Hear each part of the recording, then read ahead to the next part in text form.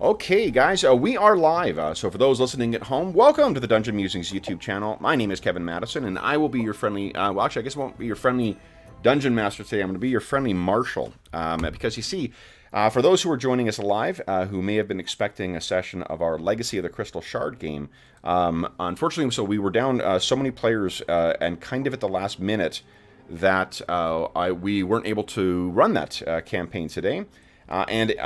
Being someone who hates wasting any potential for gaming, we have decided to carry on, and we're going to play another quick session. Oh, not quick session, but a short session of our Savage Worlds setting. This is the Weird War, or Weird Roman Mysteries. We played yesterday one session of this, and then today, the guys we were talking before we went live about what we wanted to do with our day today, and Mo suggested, or had some questions about, and suggested the, what do you call it? The Savage Worlds game. So we are going to return to this. Now, neither John nor Mo had a chance to play in yesterday's Savage Worlds game, but from what I understand, John has no experience with Savage Worlds so far, and Mo has some experience with Savage Worlds. Is that right, Mo? Yeah, I played the previous version. Okay. About 15 years ago, but I'm understanding the basics. So. Yeah, the game is it's very intuitive. I'm not going to go into a huge spiel about the history of the game and things like that, because we kind of want to get to playing here. But if I did talk about that last session too, so if you are interested in learning a little more about Savage Worlds, I did talk a little bit about the history and whatnot, and the basics of the gameplay at the start of yesterday's session. So I'll start a playlist for Savage Worlds after this session is over. Now, we talked before we went live, and guys, why don't you tell us who the characters are that you're playing today? Alrighty. I'm Jonathan. Hello, everyone. I'm playing Praetor Numerius Tarquitius Falco, or Praetor Falco for those of you with linguistic challenges. I am a stubborn and quite obtuse and vengeful kind of Roman praetor. And I'm basically a researcher and pretty well to do. Yeah. So, expecting to be a jerk. Yeah, so to give you context for what a praetor is a rank of magistrate. A magistrate is an appointment. It's not quite, they do overlap with some of the duties of what we would recognize a judge would do, but they're sort of like high-ranking civil servants, basically, within Rome. Numerius Tarquitius Falco, however, is a kind of like a roving magistrate. He has been assigned to... He investigates. We talked about this last time. Our version, this is set in the 1st century AD, and rather than being a... well, it is mostly a historic setting, but there is weird stuff like strange magics, dark creatures, and weird science as well, too. And Mo, who are you playing today? Hi, I'm playing Carnifex Fuscus, who is Praetor Numerius' and you have to forgive me, I forget the term now. He's effectively their bodyguard. Lictor. The lictor, which, for those of you who don't know, is each praetor. In fact, on quite a lot of positions in the Roman Empire, you had your lictors, who were the guys that were your bodyguard. As I believe they were. This was before military people were allowed in. So they carry the traditional fasces, which is the bundle of sticks with the axe, which was used by Mussolini, but that's really the symbol of office. Yeah, Arlen pointed out. Equivalent might be a crook for an archbishop, or I'm not sure what the equivalent for a judge would be. Maybe their wig and gown and things. Yeah, it really is the lictor is quite important for the role of the praetor, not only because of he does or she does a lot of the busy work, the running around, the roughing up people, the clerical work, the protecting them. They also are the bearer, the standard bearer for the sigils of office, the fasces. Now, where this picks up, guys, is one of the things at the time the Roman Empire does stretch quite far and wide, all the way up to Britain, all the way into Germania. Where you guys are coming back from is you're returning from an investigation in Dacia, in what would become Romania.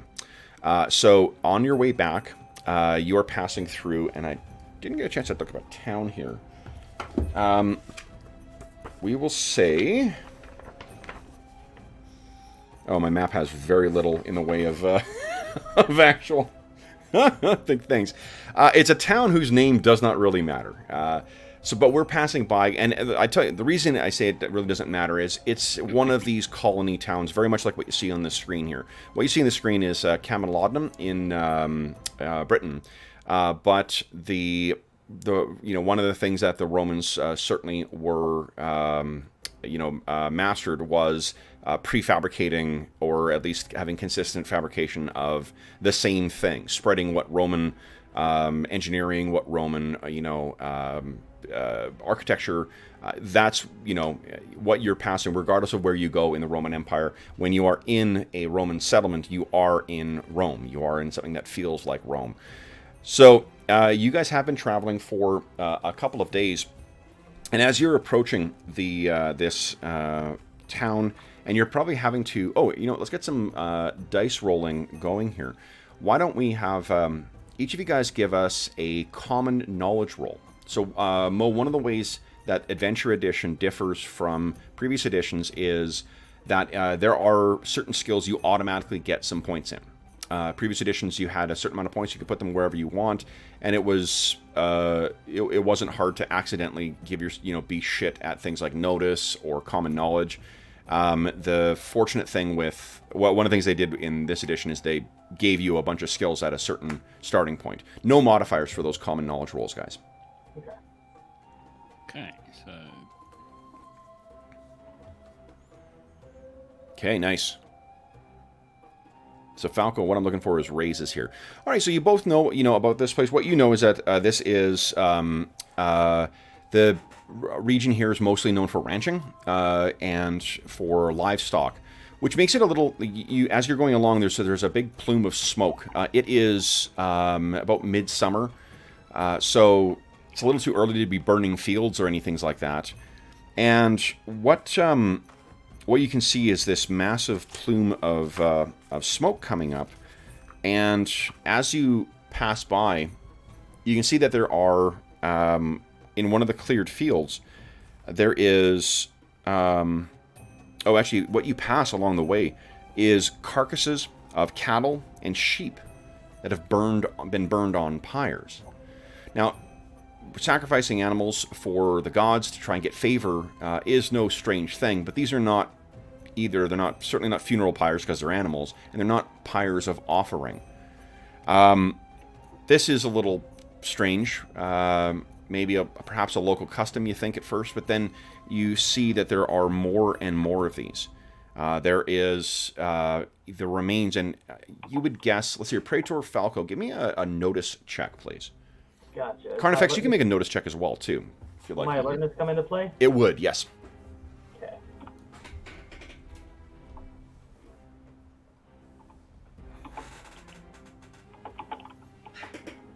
Nice. So, for both of you guys, excellent job. So you can see that with your Wild to God, that's 2 raises you got there, Praetor Falco, and Carnifex as well. What you guys can tell is, obviously, like you say, in, disease is the thing you think of. And seeing quite so many of them burned, that's obviously of great concern for that.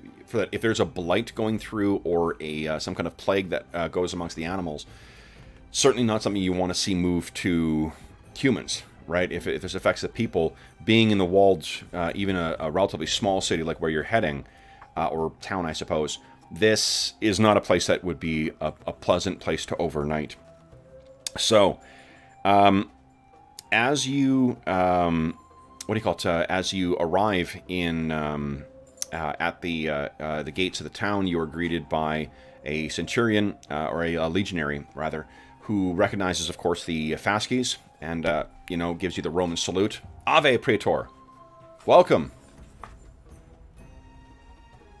I'd say it's pleasant to be here, but I've noticed the burnings in the field. What is that about? The burnings in the field is... Is that why you've come? Have you come to investigate this disease? It was not something I planned, but it appears I need to do so while here. I was on my way to another city. Oh, then if he kind of looks around and says, I wish not to speak out above my station, Praetor, but, and you see he's kind of, it seems as if he's waiting to try and get your permission to speak of this. Gotcha. Praetor looks up briefly to the sky as he's being impatient, and he just waves him and says, "Proceed, soldier." Right. Okay. I have the time to wait. So he kind of gulps and he says, it's been 2 weeks. The farmers say that it's this disease. It affects any livestock, and the quick onset, perfect health one day, and then dead in the fields, wasted away to flesh and bones the next. Does not sound like a normal disease. No, and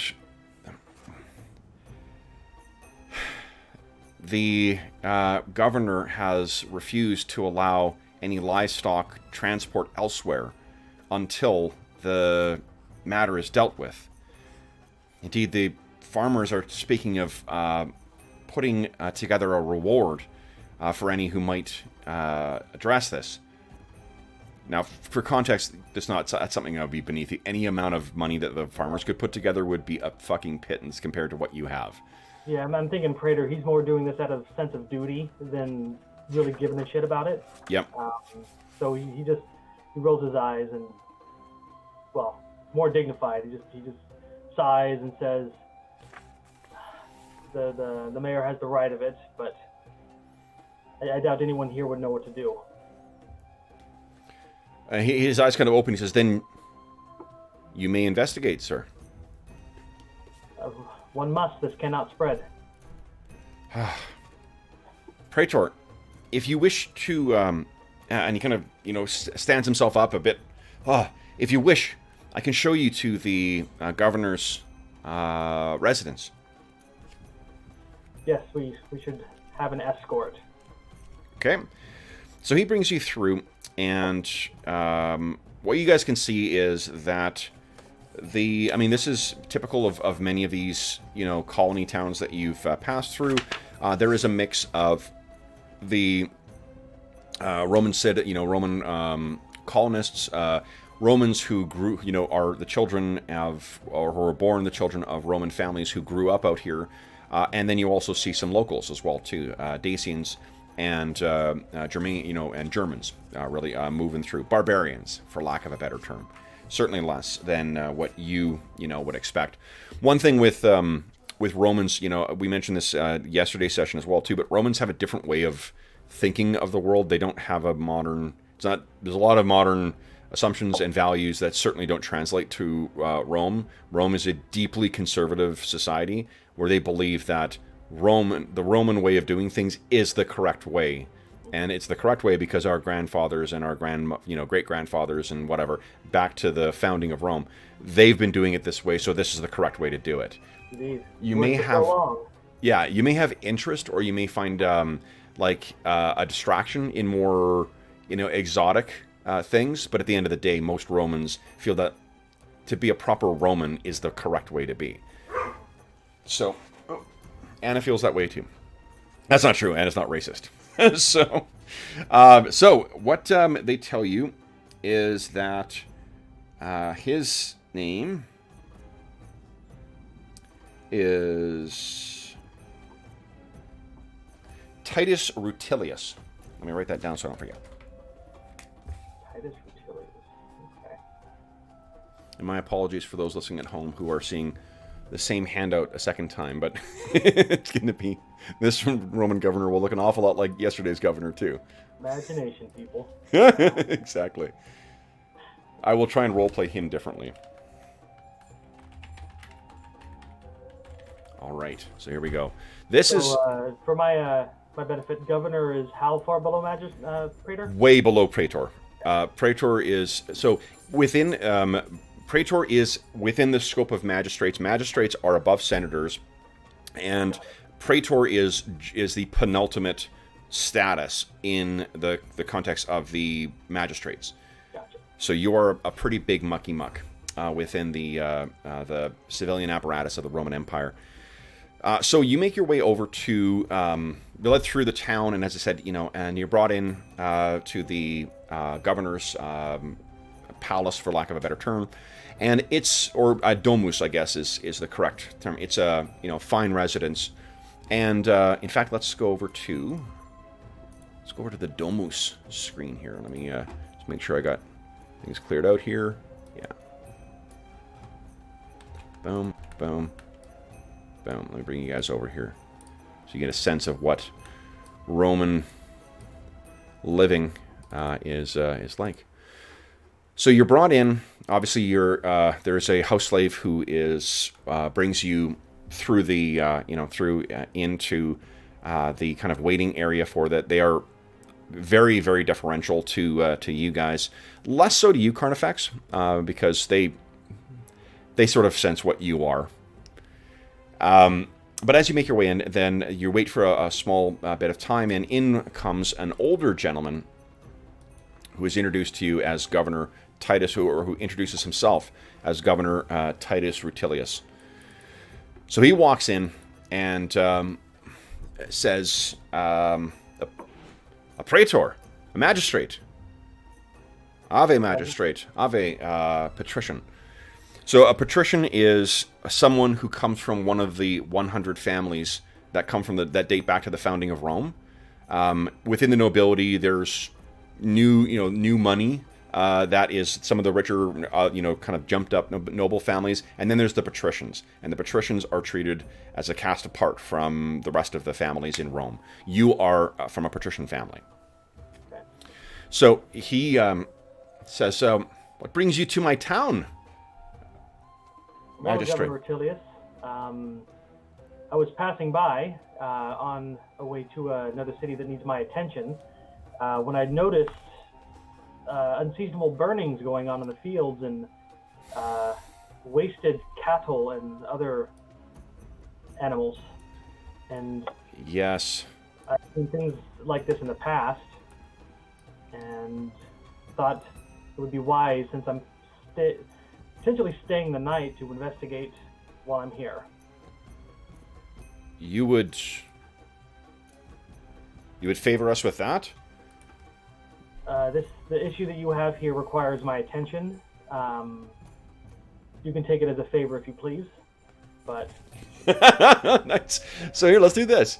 So one of the ways that the game models kind of social interaction or social things is something called networking. And what networking is basically just, it is the set of rules that are used to do like investigations or to, track down stuff.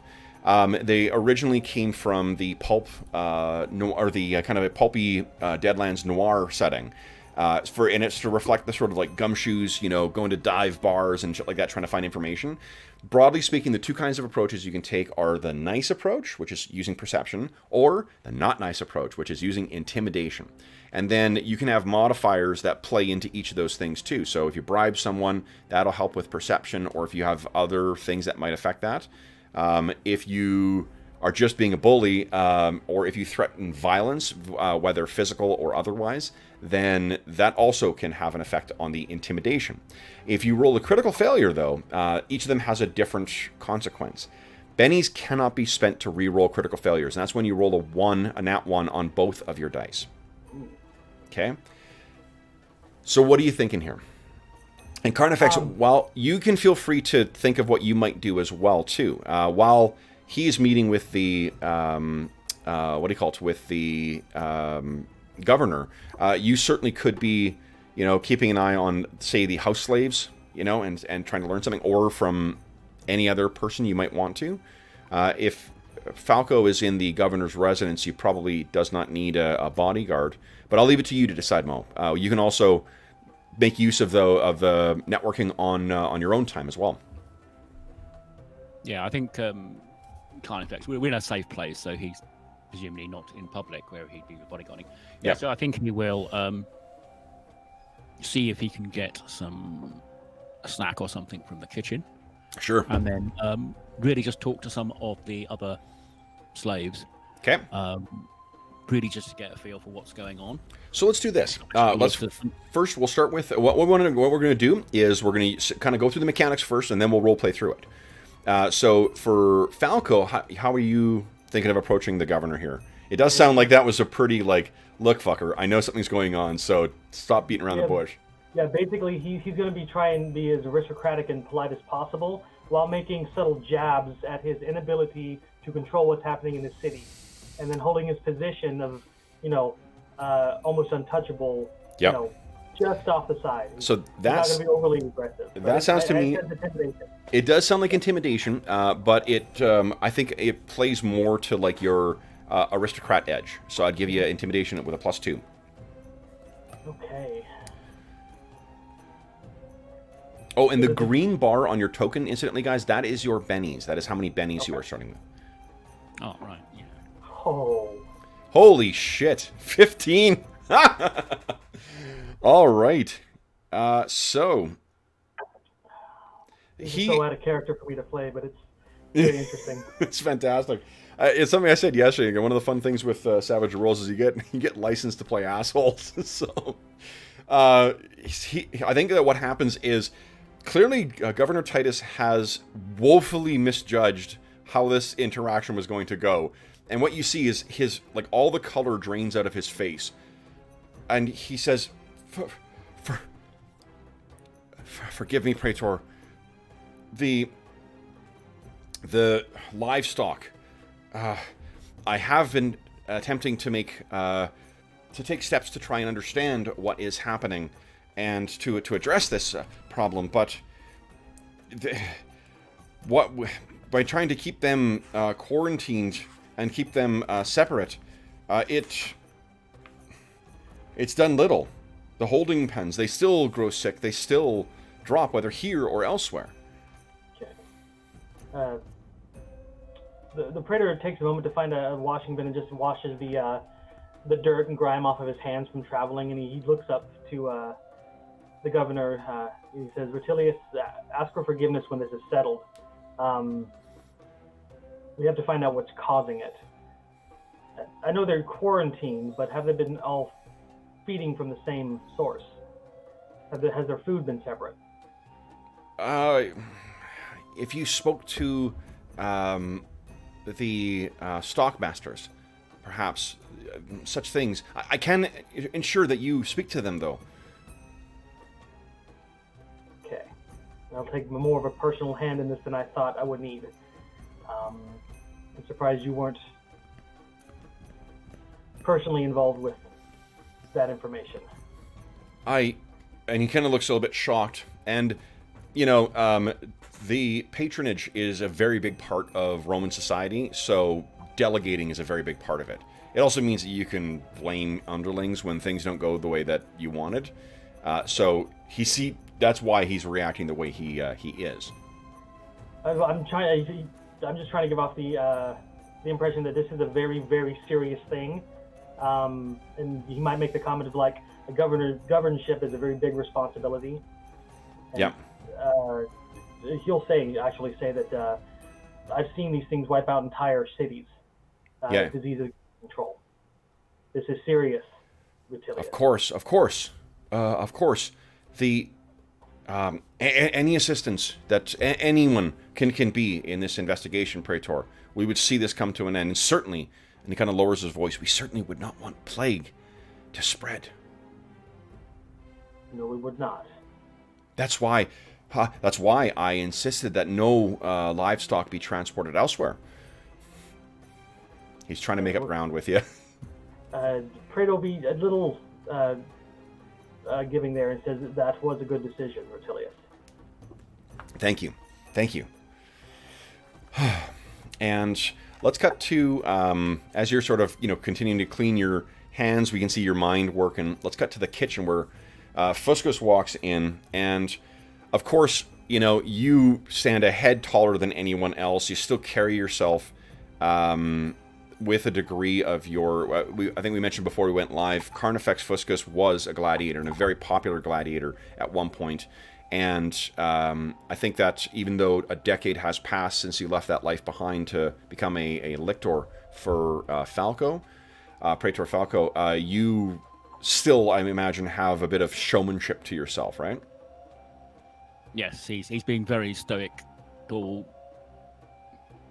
basically he's going to say, "Greetings, my master, Praetor Falco, and I will need some refreshment from our dusty travels on the road." There's two women who are working in the kitchen. They say, of course, Domus. And they go running over and start preparing, some stuff for you. They seem both kind of scared, but at least one of them is a little intrigued by you as well, too. Now, okay. If you're trying to get information out of here, Mo, what do you think? Are you going for a light touch, or are you going for a more... not nice approach here? I think the nice touch to start with, because when I came in, did they look like they were flustered, or is it just me doing that? They're definitely flustered. I mean, the likelihood of them being exposed to gladiators, like gladiators are not the same thing as like a soldier. Soldiers are, definitely have a little more rougher edge to them as well. They're seen as kind of uncouth, but the gladiators are really... Actors are not thought of well in Roman society, and gladiators are not far off from that. They're this weird, paradoxical place where they're both insanely popular with the public, but on an individual basis, they really don't have a lot of standing. Or at least because they're slaves. So, you're... the fact that there is a gladiator walking among them... you're a person who's killed people, and that's probably the thing that's sort of making them react in kind of a nervous way. Okay. Well, I think I'm going to go and start intimidating some poor servants. I'll just see if I can notice. And obviously, when they bring food, I'll sort of thank them and then just try and engage them in. Give us a notice check, please. Let's see here. So it's really to find out, well, what's been happening in the city. Hang on. So when you're doing your networking, the skill you use will inform what kind of information you get. Fantastic. Crit failure. Oh, no. Oh my god. About the alien space bats who are... Yeah. Okay. So I think what happens is you step out and... There is a, you step, there's just a room to the side, that you're just investigating. You step in there. There's a small, like silk curtain that separates the kitchen from this room. You step in, and this happens to be it looks like where they're storing all of their, like, plates and whatnot for it. So it's all their dishes, and it's all incredibly valuable. It's all very precious and whatnot, and... I think for what just you weren't really thinking, you pick something up and you're sort of, looking at it in your hand, and that's when the screen kind of comes to the side, and this woman sees you and screams out, "Ha! Thief! Thief!" And she goes running off, and you're like, "Oh, shit." And what you can hear, Falco, is as you're getting ready, you can hear there's a slave somewhere that's screaming out about thievery, and this woman comes running in, and or rather runs by you guys up to kind of the head house slave, and is saying something to him, and he says, "What?" And he goes rushing off, in a direction where you saw Fuscus go. Falco just... Can I catch up to him? I think, yeah, what we'll say is all of you meet up in sort of the hallway, and the governor kind of runs up behind you guys as well, too. So we see Carnifex run out into this hallway, and the slave immediately is pointing at him, saying, "He was stealing! I caught him! I caught him stealing from the Domus!" Or the Dominar. And... I will raise my... I'm still carrying the faces, and I'll just raise an eyebrow, ironically, at her. Okay. In a threatening way, or in a... slightly bemused way. A bemused way, okay. So she kind of, hides back behind the house slave, and the house slave isn't quite sure how far he can push this as well, too, and he snaps a look back at the governor, and the governor is sort of, he looks at the slave and then looks at you, and now seems a bit, like, questioning, like, wait, what is going on here? Falco just looks over at Rutilius, is like, I do hope you're not giving my, what's the word? Lictor. My lictor, any trouble. Okay, we are guests, are we not? Why don't you give us a... Let's see here. It sounds like you're smoothing the water, so it sounds like it's a persuasion check. Yes. I am going to give you a -4 to it, just because the crit fail is trying to throw things into, throwing things for a loop here. Will my aristocrat persuasion bonus help? Absolutely will. Yeah. So we'll be at a -2 then instead of a -4. Come on. 4. That's a success, though. So, okay. He looks at you, and some of the color has returned to his face. He's getting a little bit more confident to confront you about this, but I think looking over at the, giant, armed Nubian, and then looking at you, and that your purple sash at the station of office, says, Praetor, if you would like, my home is your home. And of course, any assistance that we can offer will be available and ready at your command. I'm certain that my slave misunderstood or was in error with what she saw, and she will be beaten accordingly. Let's leave that up to the lictor. I mean, he is an imposing figure, and Falco will look him up and down, and then Rutilius. So to suggest that a governor would have to take instruction from a lictor as to how to discipline his property, that might not be taken the right way. Well, I mean, if he wants to be the slave, I mean, yeah. He's trying to offer it wasn't out of character for something like that to happen. Okay. He's an inveterate thief. What are you going to do? Well, no, I mean, the lector is massive, so somebody freaking out isn't something out of character. Okay, if that's what you meant, then yeah. And I'm not trying to correct your role playing, as it were. I just want to make sure you give you some insight into just how different this world is from from the modern world. So Titus has other things, governor duties to take care of. If there's other things you wish to learn, Fuscus, you may wish to share with Praetor you didn't learn anything, unfortunately, yet, and the likelihood of getting further headway with the household staff, at least, is very low. You may be watched a little more closely by the head house slave. So what would you guys like to do then? You have had a full day of travel before you, too. It's probably getting on to about mid-afternoon right now. You are able to take in the baths, so you are able to, wash yourselves. But what are you guys planning on doing here? How do you want to approach this? Well, with the somewhat out of character, is there normally a way station or sort of offices for traveling praetors? I'm assuming there would be some sort of government center building that may have. Not really. You would be staying with one of this is a colony town, so there's not public housing for visiting dignitaries. It's not that big of a town. I've pretty much weaseled our way into being guests of the governor, so his lodgings are ours for the night. All right. Yeah, I'll say, unfortunately, the girl was tad flustered when I was admiring the high quality of the tableware. You get the impression that he's probably not cold. This sort of thing didn't happen when he was growing up. They didn't have fancy red and black Athenian tableware and that sort of thing. Oh, certainly not. No. No, Carnifex was a slave. And, as a gladiator, remained a slave, and the life he's been enjoying for the last 10 years has been basically at the, at the good grace of Praetor Falco. So this is constantly a whole new world you find yourself in. But so what do you guys want to do then? Well, duty waits for no man. We must do what we can before the sun sets.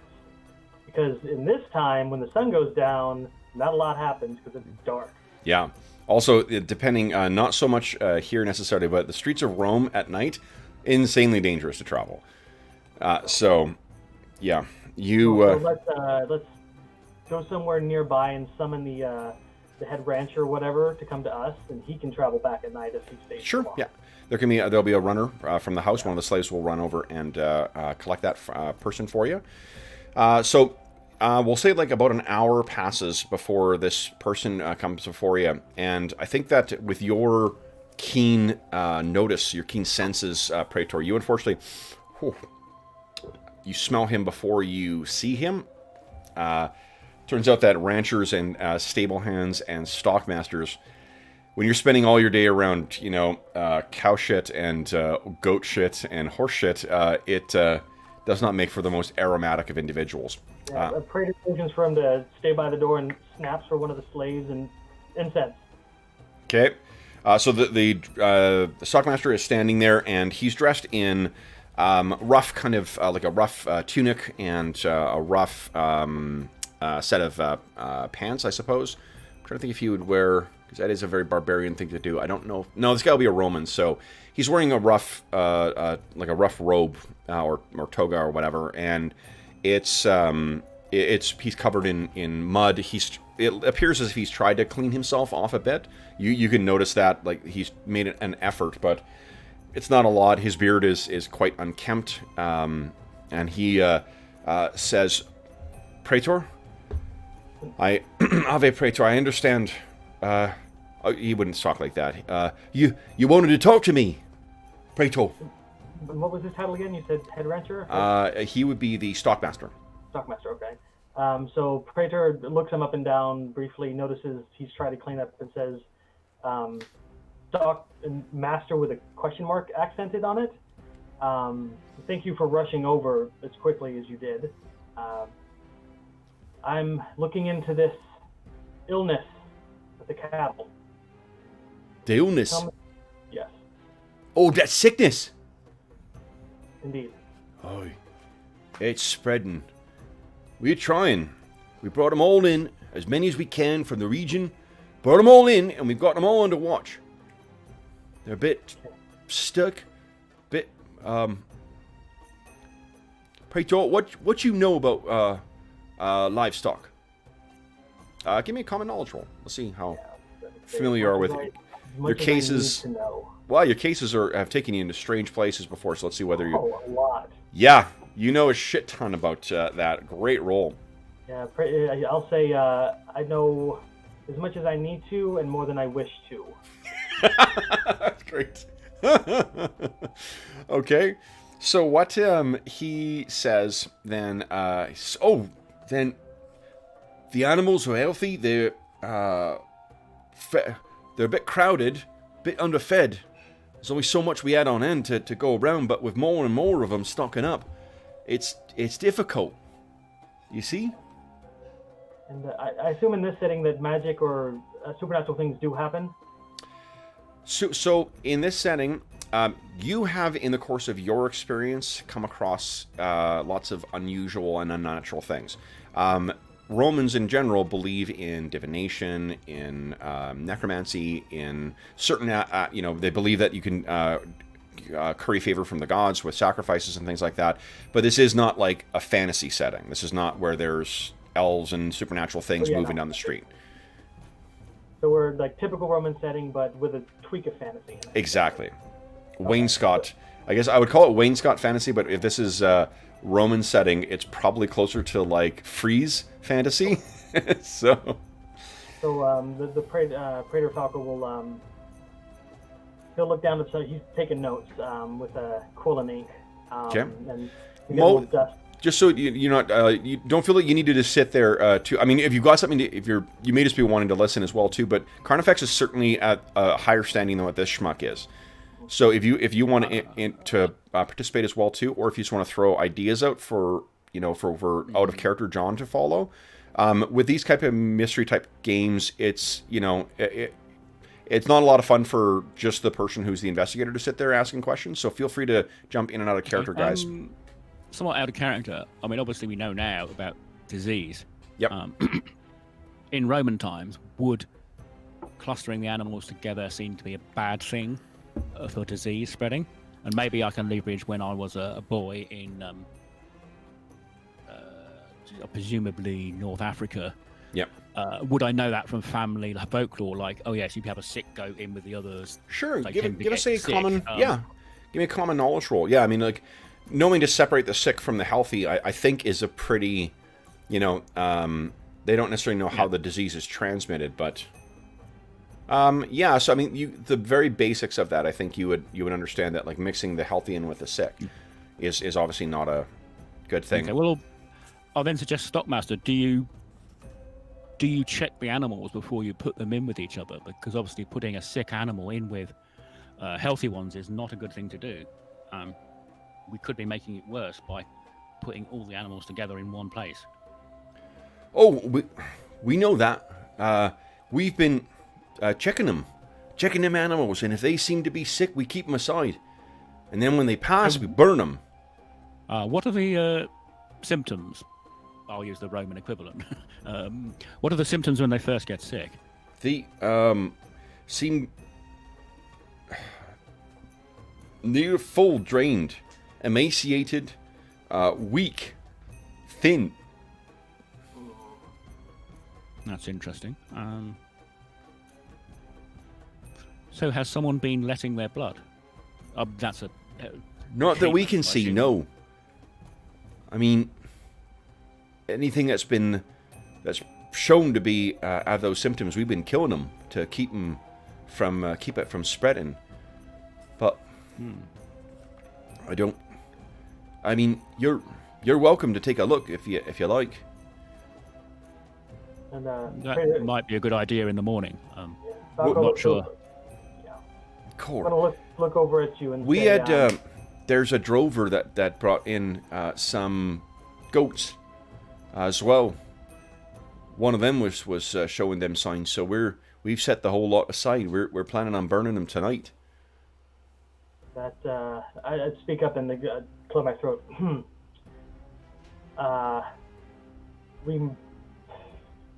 This may be very serious. Stockmaster, you're not to speak of what we say in this room outside of this room. And I'd look at the slaves around and tell them to leave. Okay. So the house slaves all leave? I mean, he seems confused as to what's going on.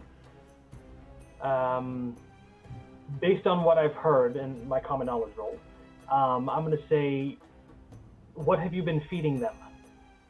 Just grain. Good Roman grain. And have you checked their excrement for the ones that have taken ill? Well, the ones that take ill, we put down. I have a suspicion that if this is not supernatural in origin, that there's some sort of parasite eating these things from within. Oh, God. We haven't thought to cut them open for fear of exposing us. That is good. If anybody that had come in contact with their excrement should be watched. Well, if... And he raises an eyebrow at the headmaster. We've got one of them. We've got them goats still. One of them's sick. The others we plan on putting down, but they're not down yet. We was waiting until after dark to take care of them. How much sunlight do we have left? Probably about, let's say... give me a D3 roll. See how many hours left. Let's just do that. 2 hours left. Okay, so 2 hours of until sundown. That may not be enough time to get there and back. Oh no, this is like within... They brought them in. This is at the city gates. This is a matter of crossing town. It'll take you 10 minutes to get there. Okay. Then we should... Carl French saying, well, I think Praetor, we must inspect the animals as soon as possible, I think. We do. Possibly we could impose on the governor's goodwill and provide a couple of slaves with torches in case we have to stay out after sundown. That would be a very good suggestion. Okay. Yeah, so they'll provide you with, let's say there's 4 slaves who will bring lights with them if need be. Okay, and see if we can get a hold of a butcher to come with us. Okay, a butcher. Yep. Out of character, wouldn't a Praetor know how to do dissections and if this is what I think it is, stuff? I don't want to touch it. Okay. Yeah. We'll let the common folk do that. So it would probably be. Do either of you guys have any training in science? I have research. No, not science. Not science. I don't think Carnifex does. That is really not his forte. I've only got the investigator edge, so that's Okay. So yeah, you'll bring a butcher with you as well too. They'll be able to supply that. So, is there anything else you want to happen in this scene? I think we got it pretty much covered. Role-playing wise, he'll just finish up his notations on his scroll, dust it with the thing, get it set, and put it into a little pouch he's carrying. Now, where your presence is always noted, when Carnifex is not carrying the fastkeys, he can run with some pretty disreputable types. So if you want Carnifex to go and talk to some of the more common folk and the more, the lower classes, that's something he certainly can do for you. Yeah, maybe he can find out where the food. I'm thinking that it could be the food that's transmitting this if it's a parasite, and if cattle and goats eat a lot of the same things. So perhaps he can find out where the source is coming from. Okay, what are you thinking, Noel? Okay, you mean at the same time, or you don't want escort to this scene? Well, I certainly would like an escort, but it's going to take a while for the butchering to happen. Well, I could go incognito and go into some of the wine shops and maybe, spend a few sesterces about on drinks. But obviously I couldn't come with you and do that at the same time. It's whether we want to do that as a second scene, maybe tomorrow morning after we've looked at the results of the autopsy. Could be. Yeah. Yeah, I don't like leaving the Praetor out at night alone in a strange city. He's probably a little protective, I think, is how he'd see the relationship. I would also be more comfortable protecting the Praetor from doing something silly and running off and getting hurt. Silly? How dare you? No, that's his internal monologue. That's how he would see it. Okay. We'll do that. Okay. So then, what is the next scene that you want to play out, guys? Well, Where I think do you go? Goat investigation, I think, would be the next one. Goat investigation, love it. That's always a phrase in only the best of adventures. Let's investigate the goats. Well, we're going to be spilling some in trails, aren't we? So, do we have a soothsayer we can bring with us? This is a fairly small place, so there may not be if this was Rome, certainly, or this was Dacia, I think it's hold on, is it Dacia is the capital? This is their problem. They have no soothsayer to warn them of disaster. Indeed. So much that men Apulum. Apulum is the provincial capital of Dacia. Then you would have, something, but this is very close to the Danube River, so there is, unfortunately, not something like that in town. You do, however, have a necromancer that you often work with in Rome named Auspex. Unfortunately, you wish you'd brought her with you. She weirds me out sometimes.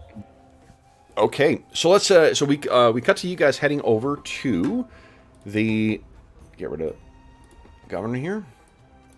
Heading over to the what do you call it? Stockyards.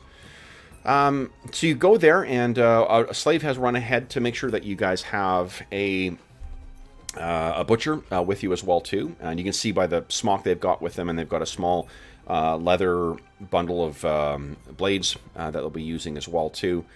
You can see that the goats themselves have been kept outside of the city at a small little holding, or town I should say, a small little holding area to keep them away from all other animals.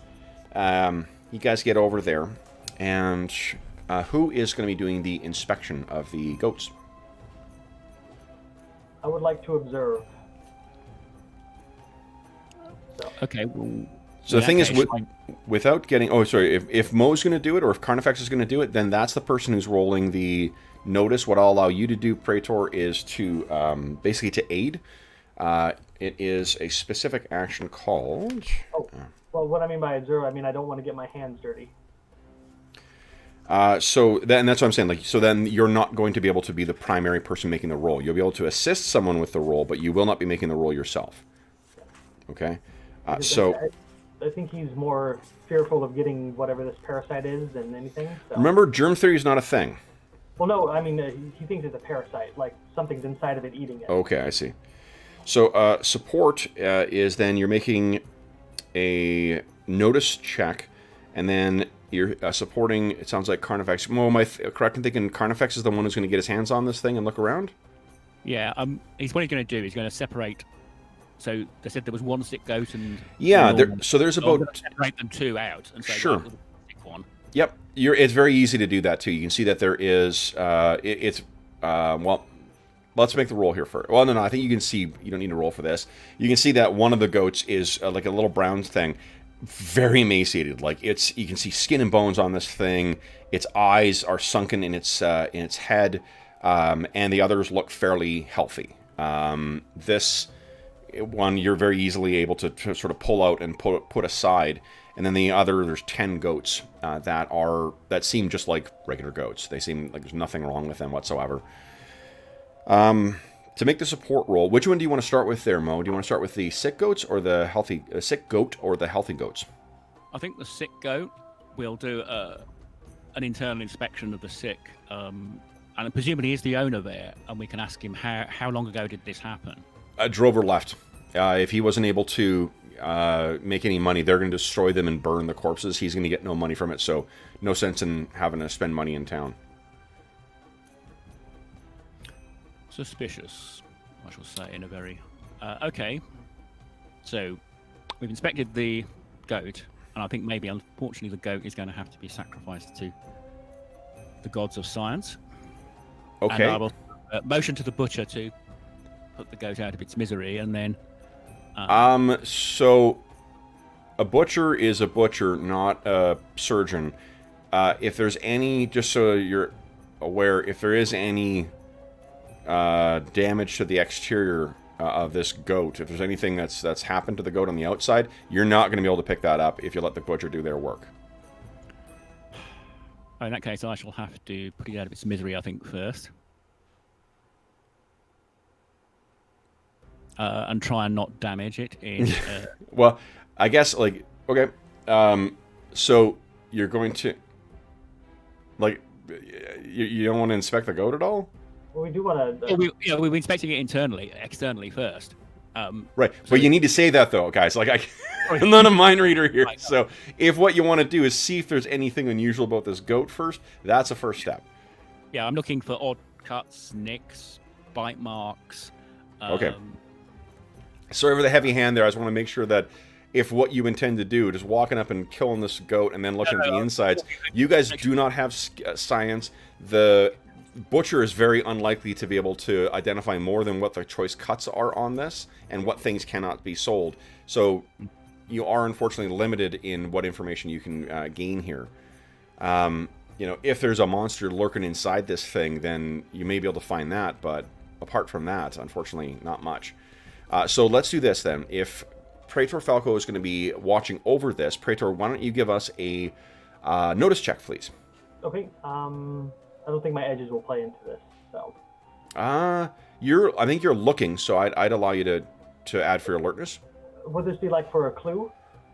It's definitely yeah. So I'll give you a +2 for that. Investigator. Okay. Yep. Check 2. Get deep into this. I'll ask the butcher, have you ever seen any other animals with this sort of look? It's just last 2 weeks, so many. Before it happened, I meant. Okay. Animals get sick. He gestures at. He says, "I wouldn't sell that meat." Yeah. So that's fantastic. Praetor Numerius, Praetor Falco, you grant a +2 to Carnifex's inspection. So you're sort of supervising as he's looking at this. Carnifex, would you kindly give me a notice check, please? And you get +2 modifier. Let's see. That's on the misc, so... Ooh. Holy shit. All right. So you get down and you begin, sort of like, the goat, it doesn't look well, but it doesn't smell any different from any other goats. And when you get down there and you feel the skin, it kind of, meh, meh. And you get around the side. You check the neck, you check the face, you check the eyes, you check along the horns. And as you're going along the back of the body, you feel one and then two little, there's bumps. And you sort of push back the fur. And you can see on one side of the hind, there are two fairly large puncture wounds that seem to have sealed off. Like you would think of like an insect bite, but much bigger. And then on the back side, two more as well. And you're looking at, they're about maybe 2 inches, 1.5 inches apart from each other on the one side, and then slightly narrower on the other side. So it's almost as if something bit into it. Praetor Falco, would you give me an occult roll? Ooh. And Carnifex has been exposed to this stuff. Even though you don't have it, you can roll an unskilled occult roll. Yeah, I don't have a cult, it looks like. Oh, you don't? Oh, shit. So make an unskilled roll, please. Okay. What's that one-time thing that I can use this game? Oh, yes. So you've got... I'm a dummy and I put it away. Yeah. So use that. Your 2... So, and for those listening at home, before we went live, you get extra effort. You can use 1d6 to any trait roll, and that can ace. It can explode. Okay, we'll do that. So make an unskilled roll and then roll a d6. Nice! Oh. Okay. So a 7. Pretty good. And then Carnifex, what was your unskilled roll? Yeah. 2. Okay, so no. All right. So, Numerius, one thing that you know is in these eastern regions of the Empire, there are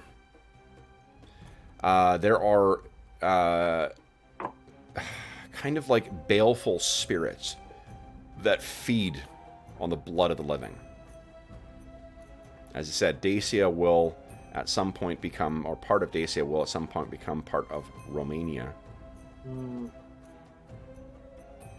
Really wish I brought the necromancer. So you, there's many names that Srigoi, I can't think of the other ones without grabbing my Atlas of the Walking Dead source book, but you know what you've all have heard it called is Vampire. Yeah, Praetor Numerius will move in a little closer next to Carnifex and lean in, not get too close, but whisper, lance them. If there's anything inside of them, we should know. Otherwise, this might be something from the night, and we need to get back. So right, here's something that you know as well too, because you did get a raise on it. Mm-hmm. There are certain. I'm going to let you will know some certain regional folk tales about these things. For one, they do not walk during the day. The light of day is anathema to them, so they are creatures of the night, and they are remarkably resistant to harm, apart from wood.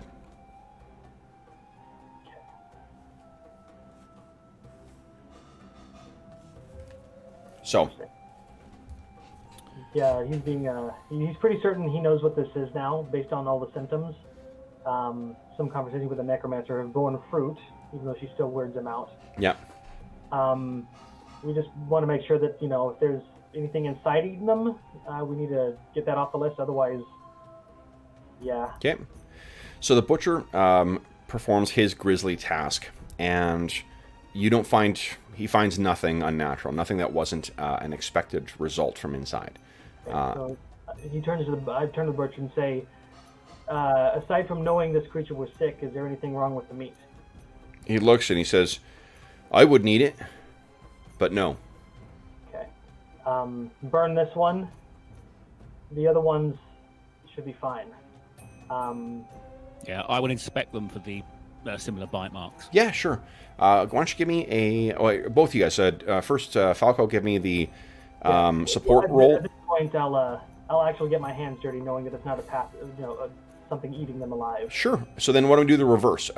Carnifex, why don't you give us a notice roll? Let's see if you can help Falco out here. No modifier to yours. Nope. So you're helping, but Praetor, no, you don't get a benefit from that. Go ahead and make a... Alertness or investigator should come into play, though, right? Yes, it would. Absolutely. There's the 2. 12. Nice. These others are completely healthy.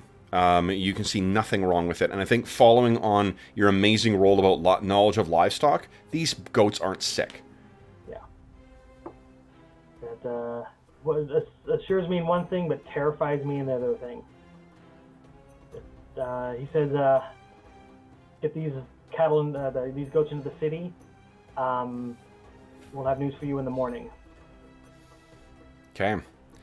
So they, the stockmaster says... I'll tip the butcher for his work. Okay. The stockmaster says, wait, we should not destroy these. No. The one that we've killed was the sick one. There's nothing wrong with these other goats. Oh. All right. I can put them in with the others? Yes. If one of them comes down sick again, remove it, but leave the others alone. Okay. Should we point out the puncture marks and say, if you see animals with these... Oh, okay. Not yet. Because we know they're not sick, it's not going to spread. And we don't want to incite a panic. We need to let the governor know what's going on in his city. Okay. Now, It is his city, it's not my city. What you find as well, too, from him, is there have been other individual animals that have died in the stockyard, too. Just like the same symptoms as the goat, although they weren't aware if they had or did not have any puncture wounds.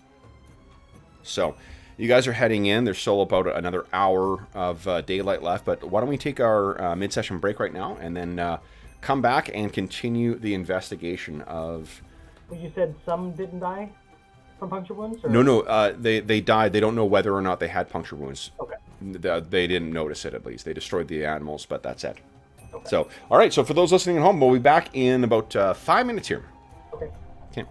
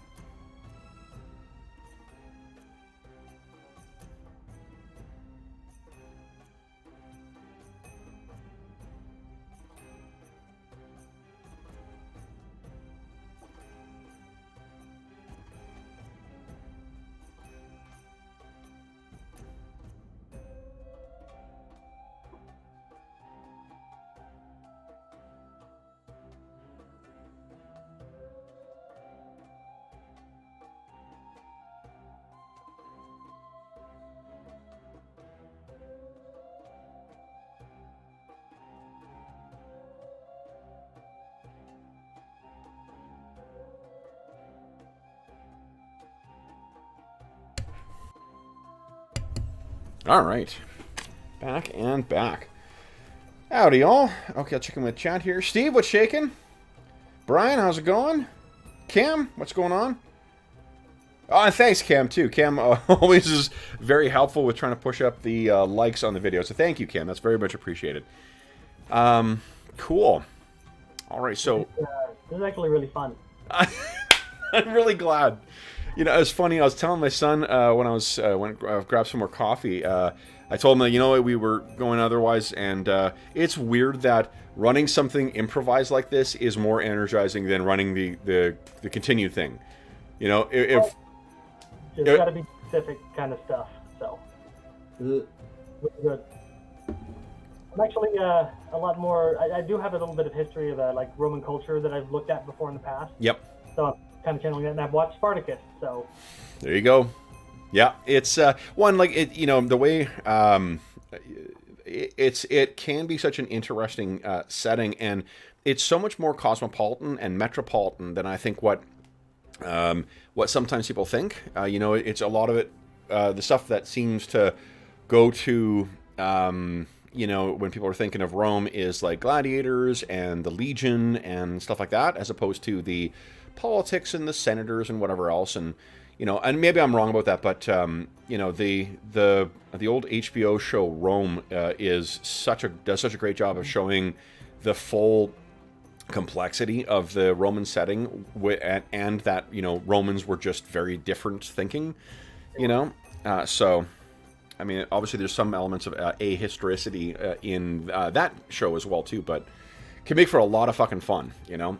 Yeah, it's a little hard to disassociate this kind of whole setting, like the animals are getting sick, so I'm thinking the germs and sterilizing, but I can't do that. No, it's got to be something else, like absolutely, or it's got to be supernatural. So. Oh, I didn't expect a vampire. I did not. That's awesome. All right. So then, guys, we'll pick up with you guys heading... Oh, Mo needs a second here. Yeah. His screen on mine, for some reason, doesn't work, so... Oh, okay. Yep, he's just he's having a biscuit.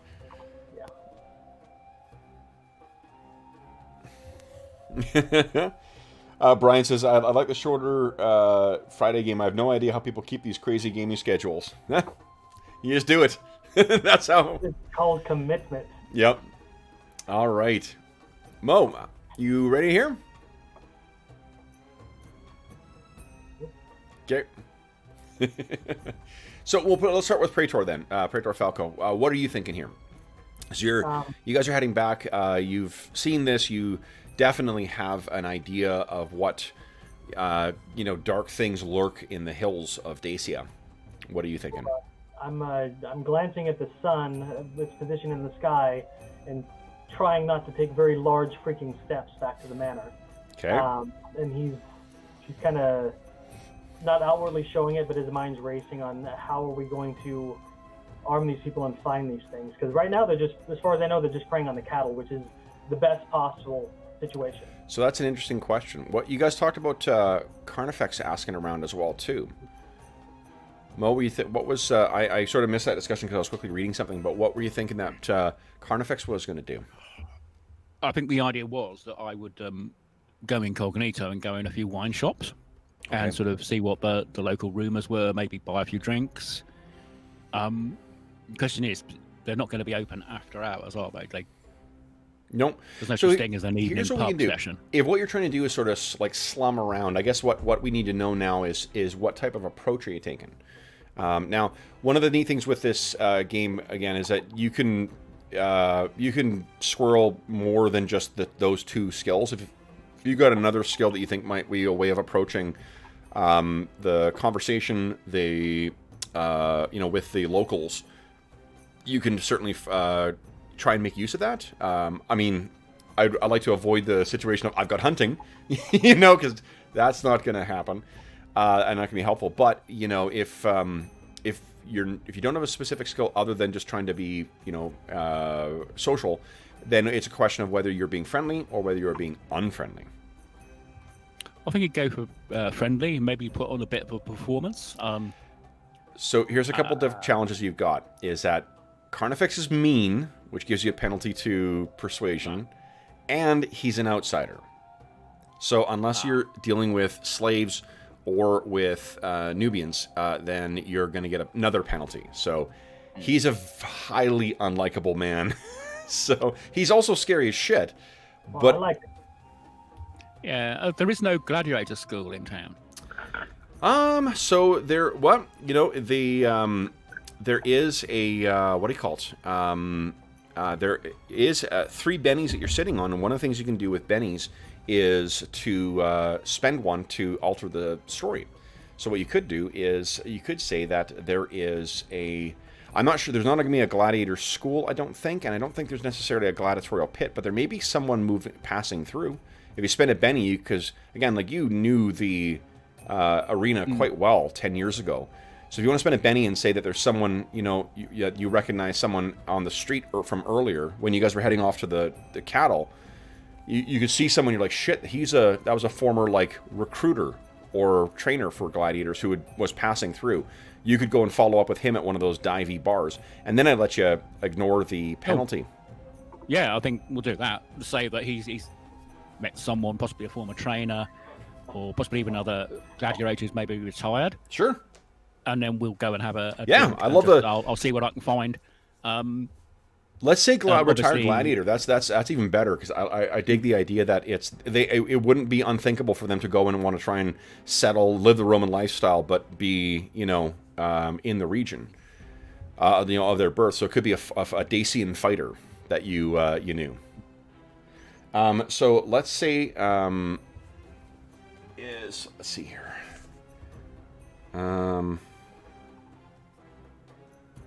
Right, how do I just...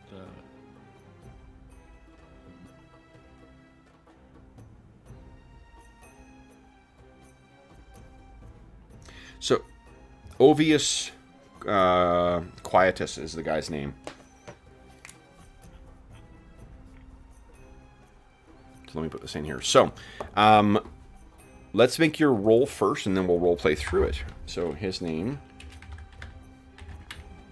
and he has adopted a Romanized name. There you go. And it comes Best kind, right? exactly. So, if you're trying to be persuasive, Mo, you're not gonna. You can ignore the penalty for outsider, but I think you're still mean. So you're still kind of stuck with that. Now, do you have a way of leaning into that? Savage Worlds is an interesting animal because because the characters can be such sons of bitches. It goes against the normal, like, it's an old friend, I'm gonna go be friendly with them. It's what it could be is this could be a -1 penalty. Okay, there you go. I know what the wording was. Well, I mean, part of the whole shtick of being gladiator is putting on the act. Yep. So maybe that's possibly more of an act that he uses with outsiders. With other gladiators, he might not less be as... Nope. Yeah, wouldn't...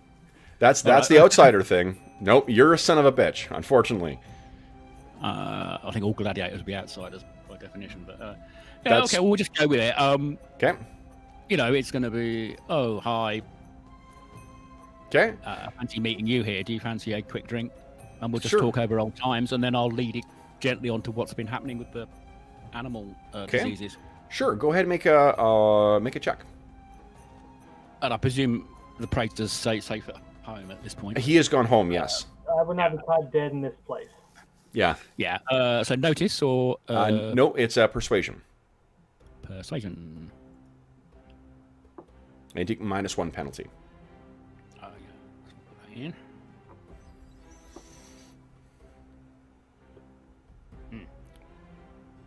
Can I use a Benny to re-roll? You can use a Benny to reroll. Absolutely.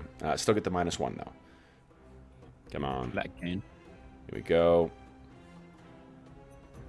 Come on, current effects. No, not the -1. Let's see. He hates you. So, it's not that he. I have brawling. Well, no. If you rolled, so one thing is you're not. So you're down to 1 Benny right now. So make sure you mark your use your Benny. You can spend another Benny if you choose to. You're not restricted in how many times you can re-roll. At least not that I recall. No, I think I'll I'll leave it at that because I don't want to.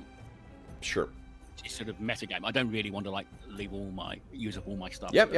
And it doesn't mean that you start if you rolled 2 nat 1s, then there would be like, you son of a bitch, you have the fucking balls to come in here after what you did, but that's not what you rolled. Oh, and then we have a bar fight. But, yeah, no. If Jonathan wrote out in the comments. No, what this just means is that you met with him. He didn't know anything. Like, there's nothing of it. You've learned nothing new about what what has happened and what's gone on.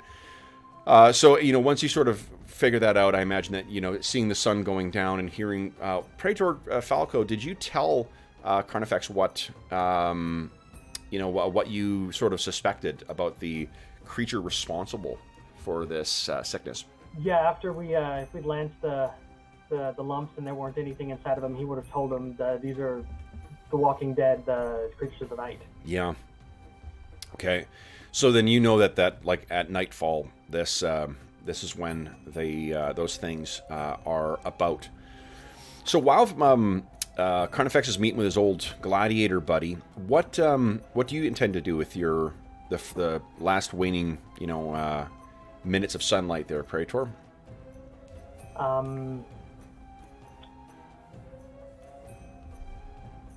Well, knowing that these things are out and about, they might not know that I know. I think it's time to inform the governor of what's going on in and around his city. Okay. So you'll meet with Governor Titus. Yeah. A different guy. There he is.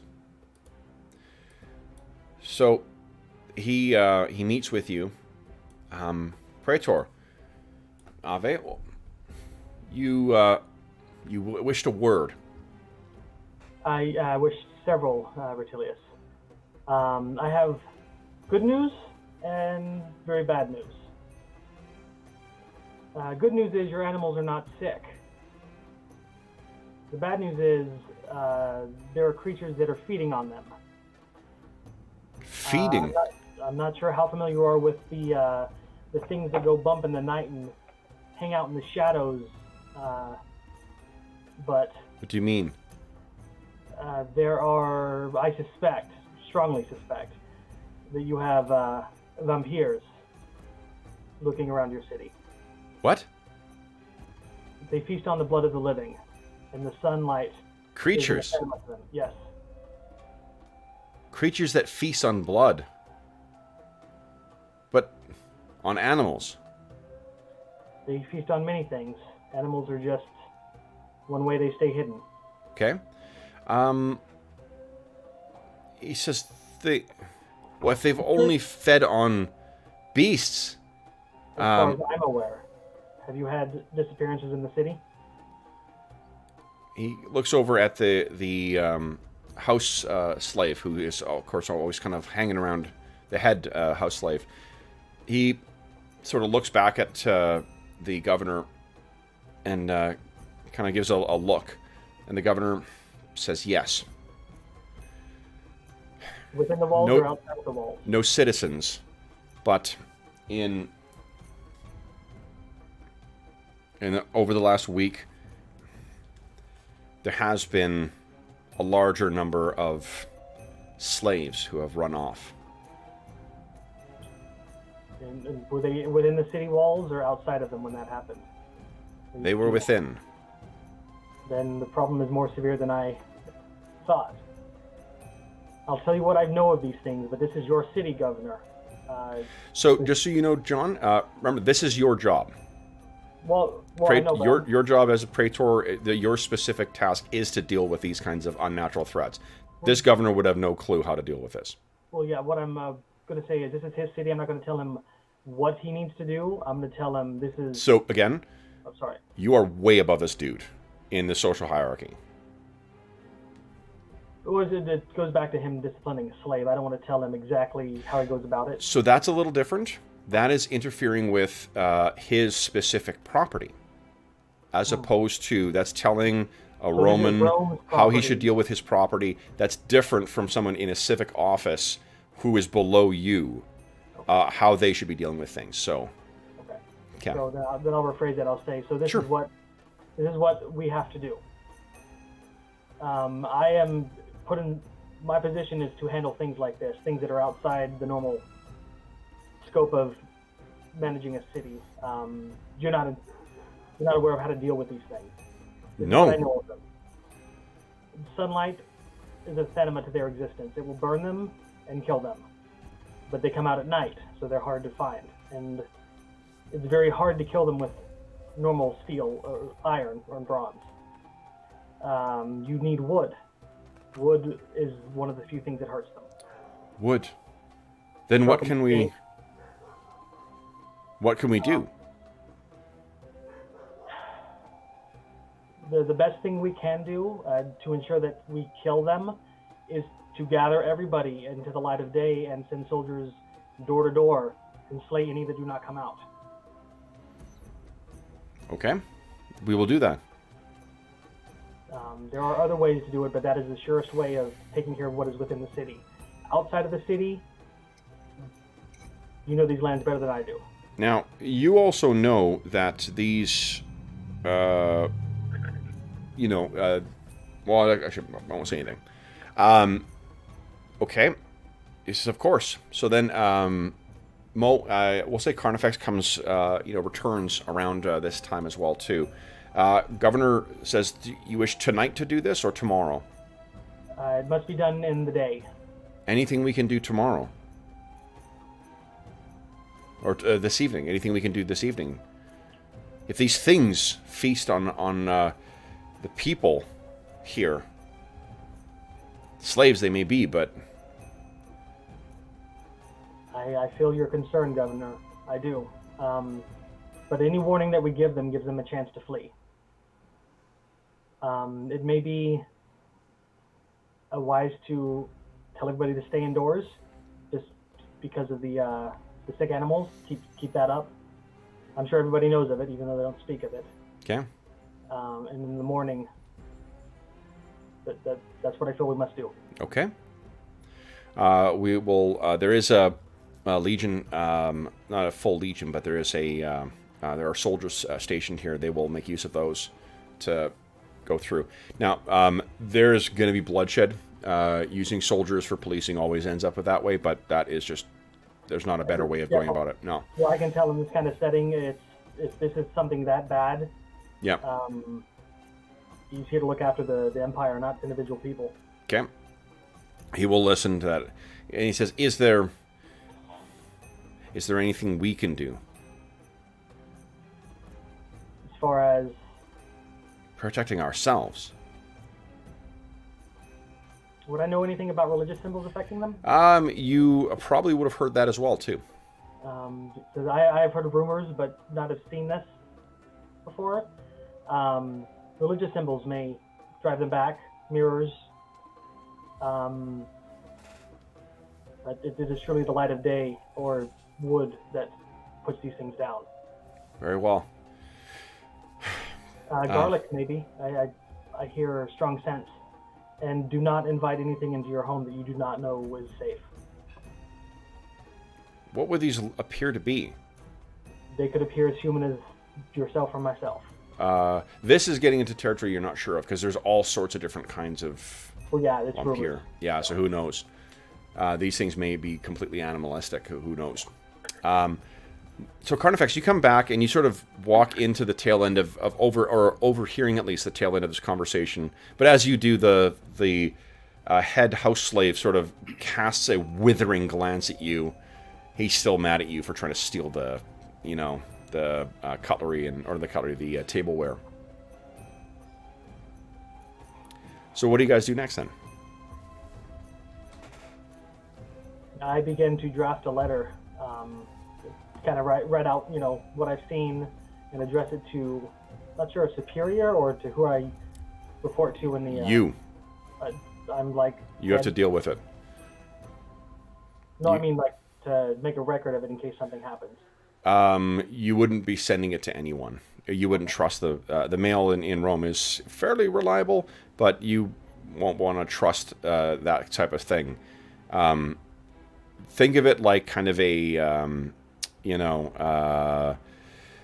I'm I'm trying to think here. Like, this is a Men in Black type situation where you want to keep things. You don't want to expose anybody, and you don't want, like, the less people know about this stuff, there's no sense in letting them know how awful the place, how awful the world can be. Yeah. Okay. Well, although that's not true. Hold on. No, there probably is a. So you could, if you do want to send something, you could send something to your superiors. It's going to take a month or more for it to get there. Oh well, yeah. No, my intention is that I'm going to send it off with Carnifex if I fall, and he'll report. Yeah. This is, and to give you context, this is sort of par for the course with you. This is what your job entails. Mm-hmm. So, Carnifex, what are you thinking? Well, I'll tell the Praetor that I didn't get anything from my colleague, and then I think we need to have a discussion about how we go tomorrow. If these things are wooden weapons, do they mean sharpened wooden spears? In that case, we can probably get some of those made. Mm-hmm. And the question is, we think there are these strange beasts. How do we find them? Do we deliberately let them attack us and try and fight back? Or are we trying to be to track them to their lairs? We have to dig them out like ticks. We're going to have to send soldiers door to door. So it's in the city? Yeah. So is there a way of detecting the taint? I'm not sure. I don't think I rolled high enough. So what you guys knew was that, remember, those the goats that most recently arrived, they arrived here that way. So we need to find sick people. Sick people? Or people who've fallen ill. Could we talk to the local doctor in the morning? Or their doctor equivalent? Hold on. Mo, how are you making that so you can help us understand where you're going with this? No, he's saying, well, if the goat looked obviously sickly, surely someone would have noticed and maybe. Well, they did when the drover arrived at the city. The goat was sick. Yeah, but if it affects people in the same way, attacking people in the same way, would the effect be obvious? My concern is that goats can't talk, and people that have been fed on can. So I'm pretty sure that people would have gone missing and not survived their encounter. So these are the slaves you said had gone missing. Maybe that's the route we should take and talk to some of the other house slaves and see if they've heard rumors. Well, the head slave... yeah, and house slaves aren't going to... That route is closed to you, but if you want to pursue that, you certainly can try and speak to other, like slaves in the market and things like that, because there will be slaves running errands for their masters. So you're free to go and try and, get the pulse of the... or pick up some information. Again, like you kind of have to pick an approach for those two things, and persuasion is not a strong suit for you, Carnifex. The nice approach is definitely not your suit. Praetor Falco, you definitely could do that, and you also have the benefit of your status, your station. Yeah. Talking to house slaves. No, I was thinking maybe I could use a bit of muscle on people and try and, browbeat them into saying what's going on. Have you heard about all these slaves running away? And put it out maybe initially that we're looking for... My concern is alerting these things. Well, if we say we're just looking for escaped slaves, which is a possible, reasonable excuse for me to go around... Yeah, the governor did think they ran off before I brought my concerns to him. What he said is that it seemed as if there's been an unusual amount of slaves who suddenly ran away in the last, or suddenly gone missing in the last week. They had assumed, up until you told them about this vampire, that they ran off. Well, could we track the runaway slaves? Hang on, let me check my Well, hold on, Mo. You understand that they're implying that the slaves didn't run away. They died, and are missing. That's the implication. Yeah, well, if we could track them where they were last seen to where they were presumably killed. But I don't really have any tracking type skills. Yeah, this is an urban environment. Yeah, that would be is not going to work. Impossible. I mean, that's not true. It's not impossible. What I think if what you're trying to do most, you're trying to like track down the place where they would have gone missing, that is something you could try. Yeah. Kind of localize it. If there's a common theme where all the people went missing, if they'd all been at this wine shop or something, or they'd done something else. I mean, the slaves aren't locked up at night. They have their own lives, so they might half a dozen of them were last seen at this wine shop or something like that. Well, that's where they're slaves, not servants, right? So then they're often not going to have their own, depending on the... It's fairly low-level slaves that ran away, not the more... Yeah, so what it is it's effectively it's laborers who were all working at or around the stockyards. You won't need to make a roll for it, but by asking a little bit more of information about it, then that's what you're able to track down. The stockyards, those are within the city or outside of them? Inside. Right. That's where all the animals are currently being... The stockmaster who you spoke to, that was... Dawn. So at dawn, when the sun's just above the horizon, stockyard is where we start. Okay. Yeah, I think doing some investigations around there might be some clues. Okay. Bloodstains or signs of a struggle.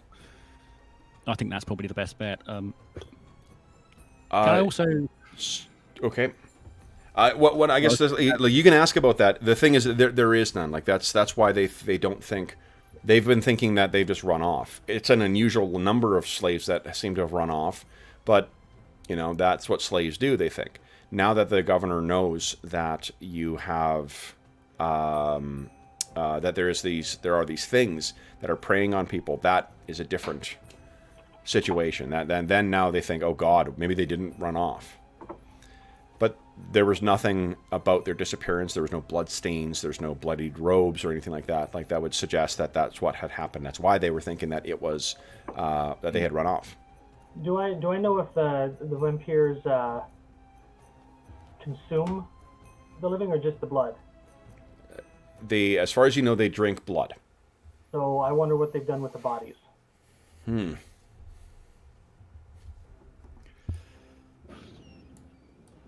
Carniflex thinks, obviously there are no massive sewers like the Cloaca Maxa in Rome.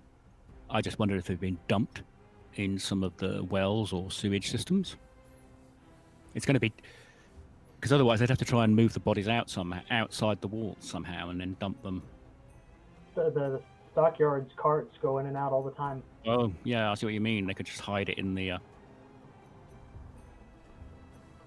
Yeah, that's what I think. If the things in the stockyards are nearby, then at dawn, once the sun comes up, it can't leave the building. So we'll start there and circle our way around to see if we can drive it out. Yeah, that sounds like a plan, I think. So the plan is to send in soldiers and pull out every living person into the sun, and those that refuse get cut down. Okay. Well, arrested, I think, rather than just immediately killed. Well... Yeah, no, the Praetor's really serious about this. If it's a vampire, Okay. He's not being nice about it. What are you sharing about the what you learned about the wood? Like when you say cut down, the equipment is pretty standardized for the Roman legionaries. So they have a steel gladius, a short sword. They have a steel, several steel pilum, the javelins. Yeah, I told the governor that mortal weapons won't work. We need sharpened wooden tools. So that would be a whole to outfit 100 men with those tools would be a whole undertaking. They don't have wooden spears at the ready, so that would also be a fairly laborious task. You can do that. I mean, but that's. Well, would they have a stock of the wooden sticks they use when they're marching, when they used to set up the camps? The half. Just chop up the ends, make them sharp. They always used to have two of them they carried with them. Yeah. The march, those be a stock of those in town we could adapt. It's in the point isn't having access to the materials; it's the taking the time to do it, guys. So if we can make a small number of it, and we'll split the teams into ones that escort people out into the sun, and then if it comes to fighting things, I'll lead the team. Yeah, we won't need one for every person, just one for one soldier in a group. 2 to hold them down, 1 to stab them. Okay. So then, what are the specific instructions that you want given to the legions to conduct their investigation or to do the house-by-house search today? I thought we were doing the stockyard. Well, that's the thing. We're not giving this thing time to find out what we're doing. It's the next day we're doing it. I think that we'll be doing, 3 soldiers to a person, bring them out into the light if they refuse, warn them that if they don't come out, the order is death, and if they still refuse, Well, what's what I'm looking for is what specific instructions are you giving them with respect to the use of wood? Jam it into their heart, I suppose. Okay. I mean, this is a very serious issue for the city. I mean, Praetor's not the nicest of guys, so. Okay. And then so those are the instructions that are given to the legions. They will be deployed at first light throughout the city, and that's what they'll be doing for the next 2 days. Yeah. Is sort of. Well, I think they could probably get it done in 1 day. Can we start with the stockyard in case? Because I think that's where it is, and if it's not there, we pull out everybody. Then we just disperse into the city throughout that day. Okay. So what are you're going to the stockyard to drag everyone out into sun? Into the light. Search the building from top to bottom and see if it's in there. Okay. So also maybe ought to stop all cart transport in and out of the city. Close the gates. That's. Do you mean all transfers? So no livestock are leaving, but now you want to seal the gates as well? Entirely, no one in or out. If it's the middle of the day, we won't need to seal the city because these things cannot go in the sun. But they could have ways of being transported underneath something in a cart. This is Carniflex thinking, well, that's very clever. From the sun, maybe they have a slave or a servant who can drive them out in a cart. Okay. So you guys search throughout the. You bring the legions down, and the legions go to their, to do their task of getting people out. It takes a couple of hours to get everything completed or get everything organized, and then get everything started in the stockyard. From the let's see here, from the stockyards themselves, you find nothing. It's a great deal of chaos, obviously, as people are being dragged out and whatever. The Legion will have to be taking steps to try and ensure that people don't go back in, so they can keep track of who's gone where. Do you have any thoughts as to how they're going to do that? Well, if we have the... you get them to congregate in the forum until this is over? That's a whole, that's 1,000, 2,000 people you're trying to get all into one space. A lot of people in the Stockyard. No, I mean in the town in general. If what you're doing is for the whole town to do that, what I'm asking is how you're going to how you're going to know who you've looked at and who you haven't. You're going to go section by section. Just keep soldiers watching for anybody deciding to break through. Okay. Praetor, maybe we could use a sort of a stamp. I'm sure there are inks and stuff we could mark people as being checked. Not stamps instead of dies, for sure. Yeah, the old Roman nightclub. Yeah, exactly. Yeah, that's a good idea. Okay. All right. So then, you complete your the day. I mean, is a long one, and again, pretty chaotic. There's a lot of pissed off people who are angry for having this go on. There certainly is going to be bloodshed throughout the day as well. But over the course of the day, we get to about midday, and there's been no sign of it. There has been, we'll say, maybe 2 deaths of people being either staked within their homes with no seeming effect. Although once news of that gets around, you see that there's either people who are trying to leave the city to get away, but of course that means that they're outside. Am I correct in thinking that the Legion is not hassling anyone in who is outside? Anybody in the bright light of day is not suspect anything. Okay. So you complete the rest of the day is done. We'll say that they're sort of working until the very last, waning hours of day, but I will say that they're able to complete it today, and it unfortunately reveals nothing. So you come to the end of your day. There's no one in the stockyards that looks suspicious. Then it's outside of the city. Well, the governor will point out as well that there are certainly, if there are places where they are safe, the legions aren't going in and tossing the houses of these people and trying to detect any things. Would these creatures not hide? Would these creatures not have some way of concealing themselves? Are there any unused houses? Maybe with a cellar? There may be 1 or 2. They need to be Okay, checked. well, if there are unoccupied houses, maybe we should go in, maybe myself with a squad of Well, Desio, a 10-man subunit, at this point, it's and search them, maybe. Well, I think maybe for tomorrow. well, I don't know. This is a point of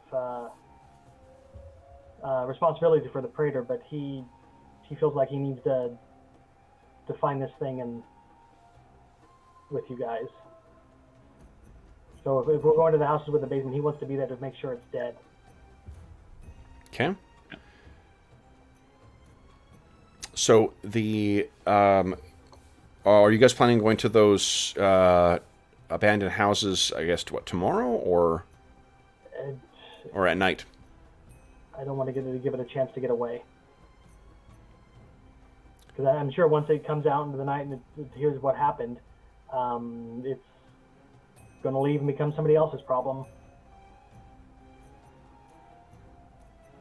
What do you think, Carnifax? The governor asks, Praetor, forgive me, but are you certain that it's in the city? If you've had citizens that gone missing. Well, there were all those disappeared slaves. Yeah. A wolf travels over a great distance to cover its hunting territory. A falcon does the same. Would these things act and hunt in a similar way? As far as I know, these things come from the depths of hell, or Hades, as they would call it. This problem, the sickness, has only been troubling us for 2 weeks. So it came from somewhere. I'd rather not go somewhere else. So if it's still here, I want to find it. And after all this trouble that I've caused, you know that there are communities, Dacians, mind you, living on the outskirts of the city. was the man who brought the goats in? Where did he hail from? Wood brought what, Jin? The goats. The goats. He would have been from one of the outlying communities. Okay. Because I heard that the goat was sick when it got here. Which goat? The governor doesn't know what you're talking about. The day I met with you first yesterday, we went and examined the goat. Oh yes. What led me to believe this. So if it arrived here sick, then we need to find out where he came from as well. The man who brought it. Indeed, we can find the stockmaster. Did he know? He might have known. I didn't ask. Perhaps should I have him brought here? If you can find him. I think maybe he's the obvious person to question. So maybe if I could go with one of your house slaves, and I will bring him in for Sure. questioning. Yeah. So you will you head out, and it'll be nightfall by the time that this is going on. You're definitely able to go out and find where he is, and bring him back with you. So once again, he comes back, and what do you say, Mo, while bringing him back? Anything that you what do you call it? Anything you ask him in the interim, or? I'll sort of we're interested in where those sick goats came from. Can you remember where the herder brought them from? The Praetor wants to investigate whether the sickness came from outside the town. I did not. I could not tell. He left, I know. He was Dacian. But... So I'll also ask him, and also about all these slaves that keep running away. That seems unusual to have such a large number. Are you particularly cruel to the slaves? Would you give me an intimidate check, please? An intimidate. That's sort of because obviously he'll know that I'm an ex-slave gladiator. Right. If not, I will tell him. Yeah. So go ahead and give me an intimidation check, please.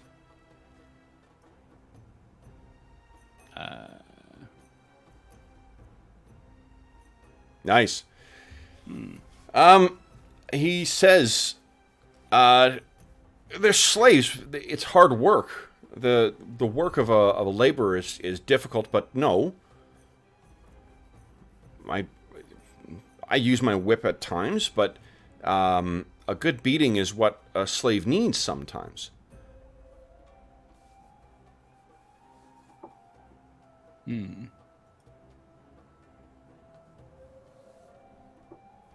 True, but there's a beating and there's a going too far. I don't think I'm going to get a huge out of it. Don't damage. No, you roll quite well, so if there is other information that you want out of him, please feel free. Just, this is not, and again, like, this is not Kev saying that a slave needs a good beating. The character, this is just what they think. Yeah. You know, like, there's, to get testimony out of a slave, you need to beat them first. Because otherwise it's seen as unreliable. Like, it's as I said, it's a very, very different way of, and pretty objectionable way of thinking. But that's not unusual for the time. It's not unusual for him to be thinking that way. You almost get a sense, Carnifex, that like he seems genuinely perplexed as to why they'd run off. You know, I don't beat them that much. Is sort of the thought that he had. So if you press it, he does seem surprised that they ran off. But was there any common theme? Were they all from the same area originally, or were there? No. Interesting. They both disappeared. They all disappeared at night. Into them at night. At night is when they disappeared. The morning came and we found them gone. But that's how slaves flee typically. So they each had their own quarters. They weren't in a barracks or anything. They were in common quarters. Yes. Maybe we should be asking some of the other slaves that still remain. Anyway, I'm sure the Praetor will have questions for you. Okay. So he brings him back, and he looks pretty much more uncomfortable or much more worried than when you saw him last, Praetor. Do you want the governor with you when you question him, or do you want to question him on your own? Have the governor in. Okay. So he walks in, and he nods to the governor. Governor nods to him. And he says then, Praetor, you had more questions. Yes, I do, Stockmaster. I'm sure you noticed the chaos we had earlier this morning at the Stockyard. I did, yes. This is in regards to the disappearance of many of the slaves under your watch. Disappearance, all of that was for me. Those slaves haven't disappeared. Or they haven't run away. As far as we can tell. You found them? No. We found something much worse. What? The body of the goat, it wasn't diseased. It was fed upon by some creature of the night. One of the slaves? One of the goats, the one we butchered. No, you thought one of the slaves fed on them.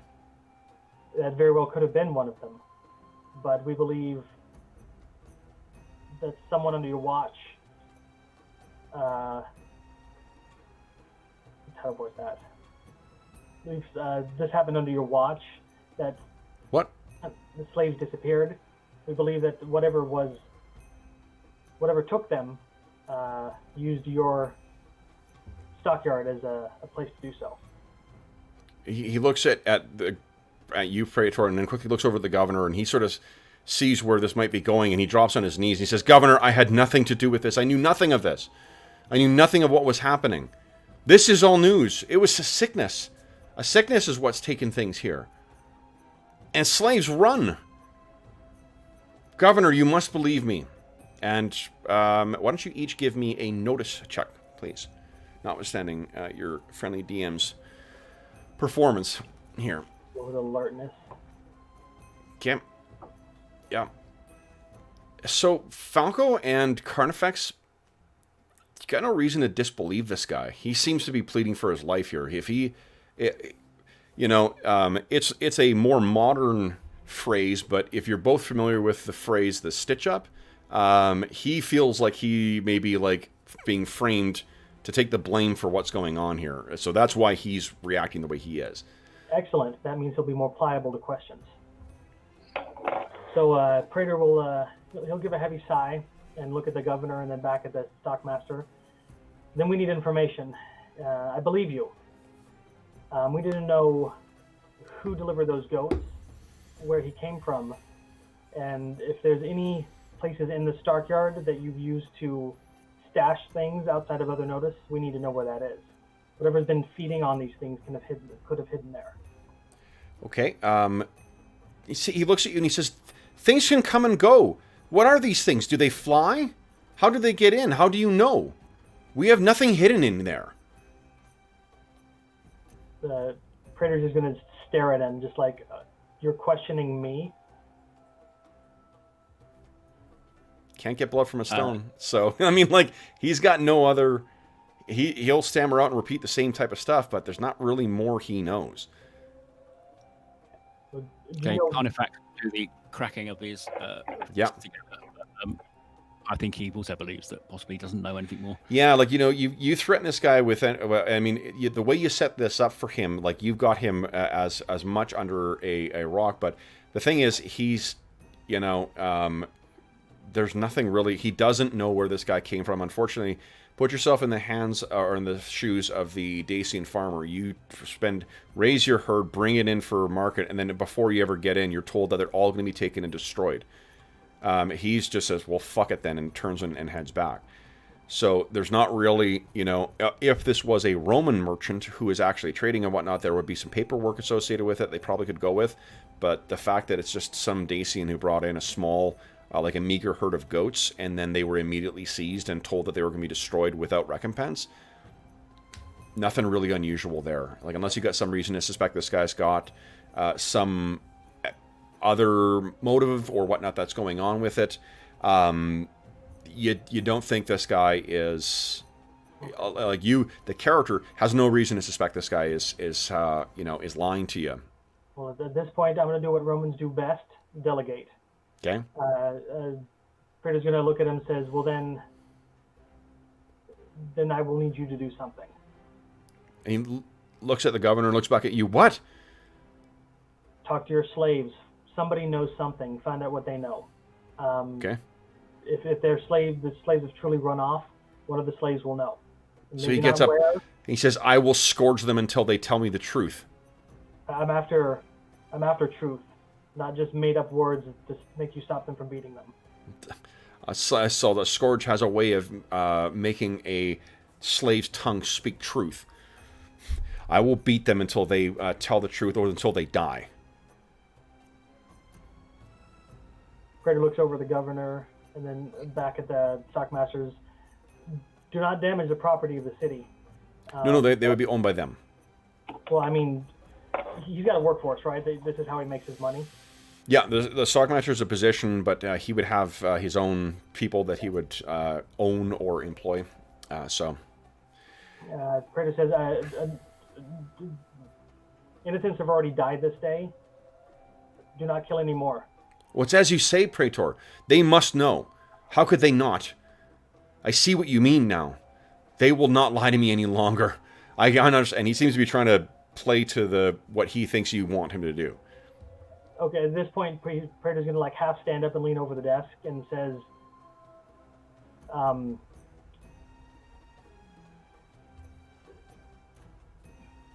well, how am I going to... Sure, take a moment. Like, we don't need to... Well, it sounds like... Here, let's do this in the interim. It sounds like you're going to be making a roll in a second here, and it sounds like Mo's been supporting this with some pretty badass intimidation, or Carnifex has. Mo, why don't you give us a intimidation roll, and I'm going to give you a +2 because of the threat of violence. Okay. So this will be a support roll for your eventual roll, Praetor. Persuasion. Right. Yep. +2.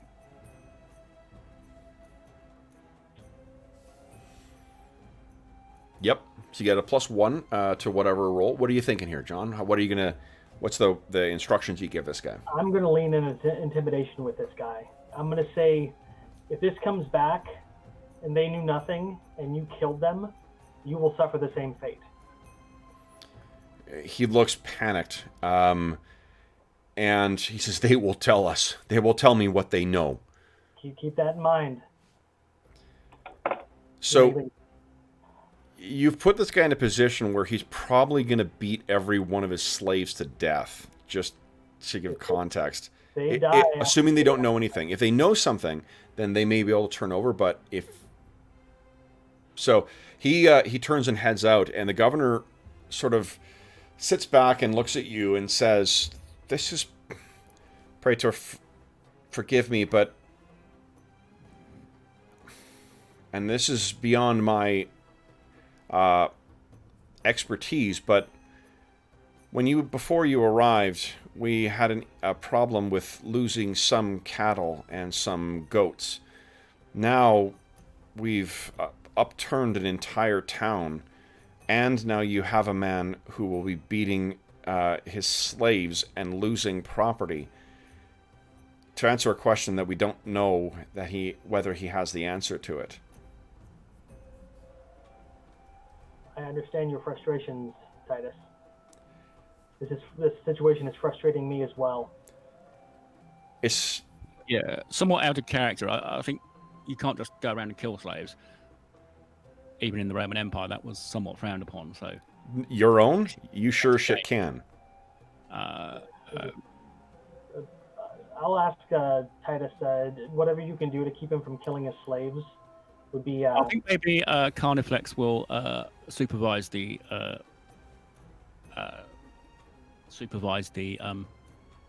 interrogation, and I'll stop him if he goes too far. So the trouble you may run into there is that is definitely keeping with his character. I think there's definitely a way you could do that, but again, that might be perceived as interfering with someone else's property. Yeah.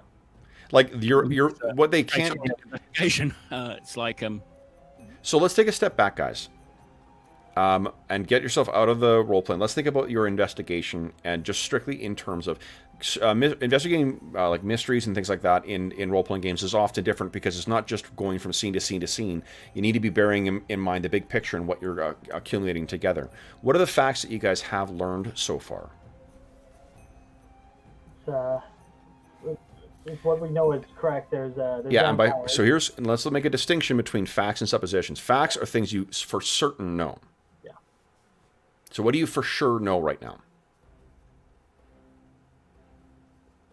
Well, based on the rules, we know it's a vampire.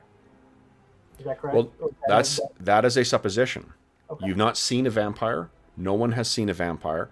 What brought you to the conclusion that there was a vampire? The marks and damage to the goat. So you know that there was bite marks on a goat, or what appears to be bite marks on a goat, and you know that there was damage done to a goat. Those are facts. Okay? What other facts do you know?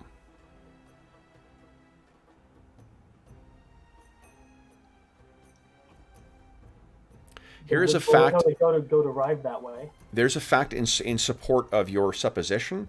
to the best of your knowledge, none of the damage to the goats has happened during the day. And none of the slaves have gone missing during the day over the last week. So the way that you, for these types of games often is, instead of pursuing from scene to scene to scene, what you try and do is when you have run out of conclusions you can draw from the evidence you have, the facts you can draw from the evidence you have, because evidence is also separate from facts. Evidence is things that can lead to your understanding of facts or can prove facts. What other evidence might you find? You tried to search and drag people out, but there's a couple assumptions that you've made that have led to that course of action, right? What's one key assumption you've made? That it stayed in the city. Correct. What facts support that it's in the city?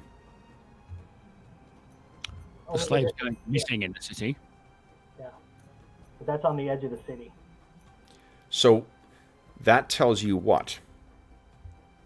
That it might just come into the city at night and then leave during the day. So you know that if this is what you think, what you suppose is a vampire, you know that it, assuming that the slaves went missing because of the of vampires, and if the animals are damaged because of vampires, you know that it's in the city at night, right? Yeah. Is there any other direct fact that comes from that? Well, if we want to catch it, it has to be at night. So that's one thing you know, is that it's here at night. Well, if have any other slaves gone missing that weren't at the stockyard? There are, over the last week, there's been about 4 that have gone missing from the stockyard, all at night. But anywhere else in the city? No. Its feeding ground is the stockyard. Hmm. Maybe we should watch the stockyard at night. Yeah, I think that's a good idea. Carnifex is considering whether he ought to pretend to be a slave for the night. It might be a good idea with a wooden stake. Underneath my blanket, yeah. Mhm. And presumably you're going to be hiding out somewhere nearby. At this point, I need to see that it's real, because he's too arrogant to admit that he was wrong, but at this point he's starting to doubt. So is that helpful, guys, to try and take it back just to the facts, to try and figure out what the course is? Because it's such a different way of approaching the narrative and the story, you know, as it's unfolding. So It does help. okay, good. Then what are you guys thinking for this evening then? We should prevent the guy from beating his slaves and just station ourselves there till the night.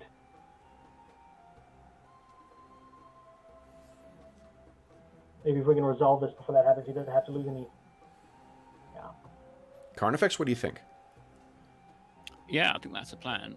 Presumably, we can arrange for the Praetor Falco to have there must be offices and sort of rooms where they do that sort of thing. He can sort of hold up there.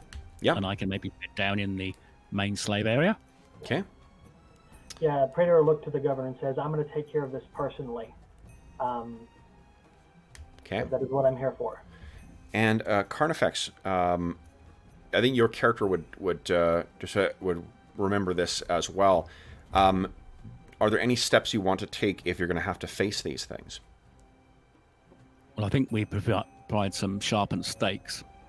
Maybe if we could borrow a couple. Well, there must be some broken spear shafts. Okay, so you're saying provide to who? Who are you providing that to? Myself, the Praetor, and are we going to have some picked, half a dozen picked legionaries maybe hiding with Praetor in the office in case we need some extra muscle, or are we just going to try and do it ourselves? 2 people sounds a little. I'd be happy if we had like 4 or 5. Whatever the governor's willing to provide. We don't want a huge force, because that'll give it away. And is your thought that these legionaries are going to be in armor and such as well too, or are they just carrying stakes? I think armor would be a good thing, because these things They're are going to basically hide out so they can jump out if I need some help, or if we detect an attack in progress, they can be the. So there's not really. It will be difficult to convincingly hide a group of legionaries. Well, I wasn't thinking of a large number. I was thinking maybe half a dozen picked men. Even then, so picture 6 men in full Lorica segmentata. Yeah, I take your point. Yeah, because and this is just, again, like your characters would be thinking, I imagine, in this way as well too.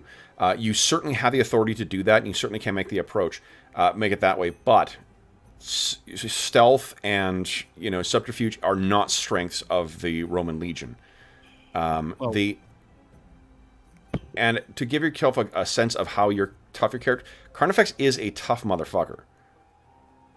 Like to give you a scale of sort of where he fits in relation to sort of other things, you can see he's got a toughness of 9 and a parry of 9.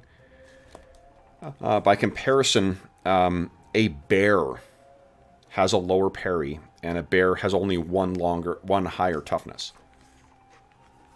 Damn, Carnifex is tough. Yeah, he's a bad motherfucker. Now, you can, if you wanted to have them out of armor, there'd be a less likelihood of them being spotted, or them being found. Because I guess, like, what you're trying to do is appear as what do you call it? As a... Stuntman? Yeah. Well, are there other staff that sleep in? No, this is just slave quarters. All right. Well, Carnifex does think, well, maybe we could get some of the Legion scouts to wear little, or maybe just a leather breastplate under a cloak. Because I think Legions did have attached scouts, and I forget the term. They're called auxilia. No, the actual... There is effectively the military police. I forget the term. But okay, well, can we get maybe some of the tougher lads from Dacia, possibly in the Auxilia? If they're locals, that might not look quite so different to a bunch of Latins turning up in the middle of the night. Okay. And where do you picture them being positioned? The slave quarters are separate. There's probably a building nearby, but not anything that's adjoining directly on. Where would you foresee the soldiers hiding? I think maybe 1 or 2 with me, and then the rest with the Praetor in this other building. Okay. And then maybe we have an agreed alarm. So what's that going to be? Me shouting, probably. Okay. Yeah, maybe if I can take a bell with me or something, or Sure. a whistle, some audible alarm. So you want to have 2 of the auxilia with you in amongst the rest of the slaves, and then you're going to have 4 with Praetor, and they're all wearing breastplates and equipped with the stakes. Yeah. And the 2 with me are going to be in basically... I'm going to assume they have their gladius with them as well too, so they'll have access to both. Okay. Awesome. Okay. Then let's so guys, we started a little late. Are you guys able to go a little bit longer? If we do have a combat encounter, it will go longer than 10 minutes. Mo, you're the one who's at a later time than what we are. That's fine. It's not 9 o'clock yet. Okay, great. So let's do this, guys. I actually do need to take just a quick refreshment break. Let's take a quick bathroom break, and then we'll come back and we'll see what happens that evening. Okay. Sound good? Okay, so back in 2 seconds here.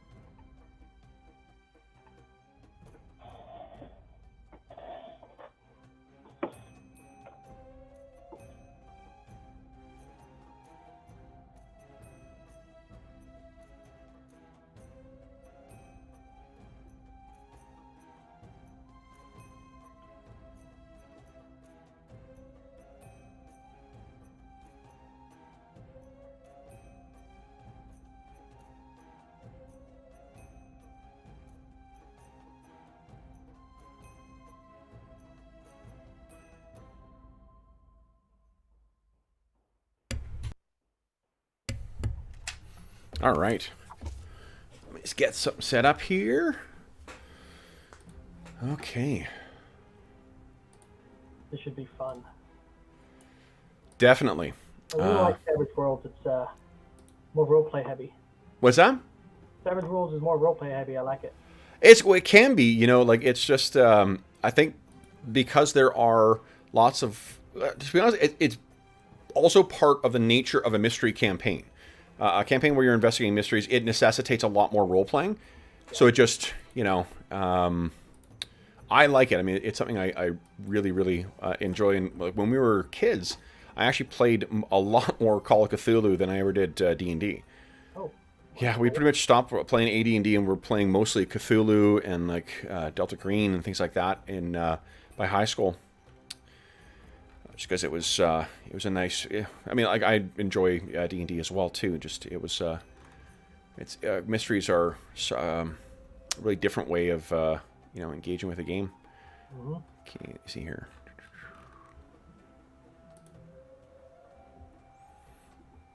Come on, you.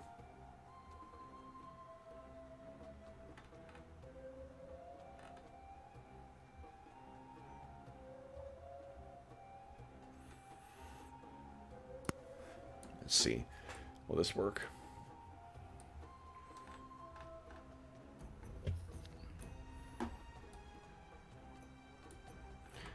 Okay.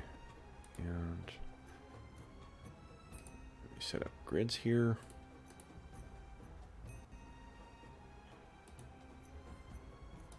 All right. There's that. And that. Oop, wrong thing.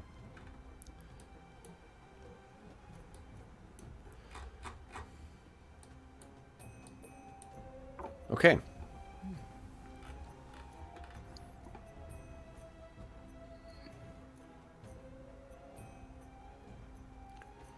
Yeah, that'll work. That'll work. All right, guys, let me move you over here and get some legionaries in here. Now, we're just going to use the same legionaries we used from yesterday. These suckers down here. You should have full control over them. You said 2 in with you, Mo? Yep. Okay. And then we'll hide 2, or the others over here. Give me a sec here, guys. I'm not going to bother setting up the dynamic lighting because it's not like, you know, the exploration component here isn't really too important. There we go. And extras, like these characters, they will act on your turn. The character sheets are set up to be extras, so you guys should both be able to make use of the Legionary character sheets if necessary. Okay, and let me get your character sheets as well. Okay. But yeah, John, I definitely agree that it definitely one of the things that it does quite well is it gives you good rules that are pretty light on their feet for running the role-playing component. Fifth has something like that as well that I'm actually going to try to explore in our Eberron game. That's the next thing I'm working on, or the one-shot. Okay. All right, guys, let me bring you over here and show you where I'm thinking of. So I have you guys down here. I'll put you maybe here equidistant between the two of you. I'll move the legionary up here. So for what this is I know it looks like sacks that you're in, but you can picture that they're cots, and there are probably slaves. Well, I know there are slaves in there as well too. I'm not going to bother putting tokens down for them because they're effectively going to be useless or in the combat. Where I've put you, Praetor, is I'm assuming those doors are closed. You guys are hiding in like a stable across the way. To give you a sense of scale, guys, your pace on your character sheet, that's how many squares you can move. And you both can move 6. And if you choose to run, you can run for 1d6 extra squares. You roll that and then see how many extra squares you can move. If you run, you can still make a full action. It's just you take -2 to your actions. Make sense? Mm-hmm. Okay. Yes, sir. Then let's see what happens here. So, Carnifex, tell me a little bit about what steps you've taken to sort of prepare yourself for facing this thing. Well, let's see. So I've got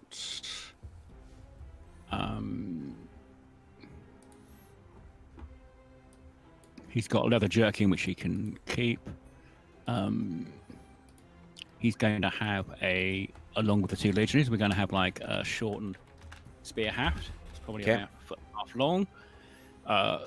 And he's probably also going to pray to,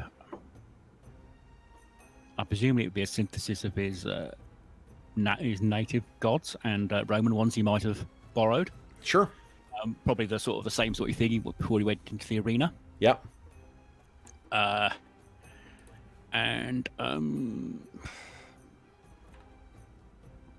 Yeah, effectively he's just going to follow the same routine he did before a normal fight. So he'd probably make sure he had a bath and a good clean firsthand. Probably borrow one of yeah, so that's it. Basically pray to the gods, make my normal preparations for combat as I would in the arena. Sure. All right. Then, you guys are, let's see here, wood. I'm going to roll randomly here. Let's see here. Yeah, I'm also assuming that in-universe there is no benefit to effectively praying or whatever to gods. Not necessarily. Yeah, I mean,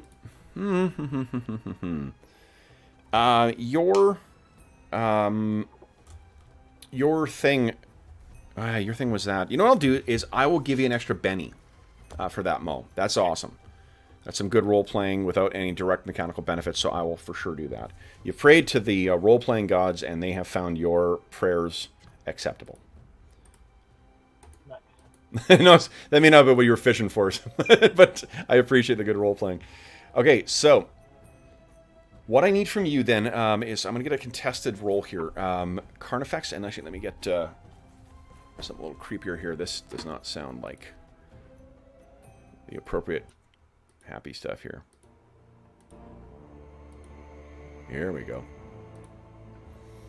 So, Carnifex, you are lying, under the stinking sheet that, or blanket that the slave you're replacing would be using for their bed normally.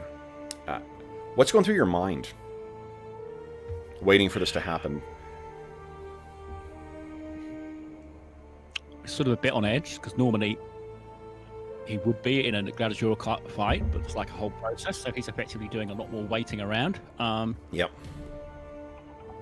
So he's actually probably just running through what might happen, and what he'll have discussed with the 2 legionaries beforehand is...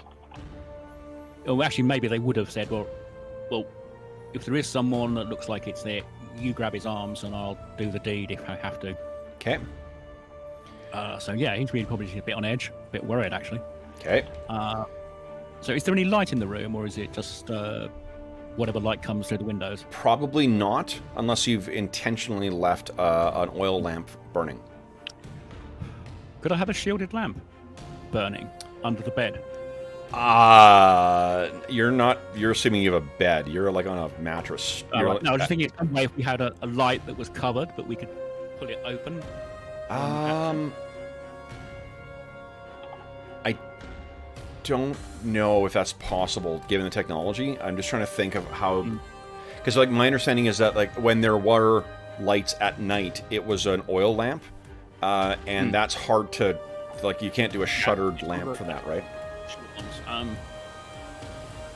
Like if you can think of something otherwise, No. I'm happy to do that. But what we'll say, how about this, is that there are blinds. Like this is not something that is, there is like a window that is covered right now.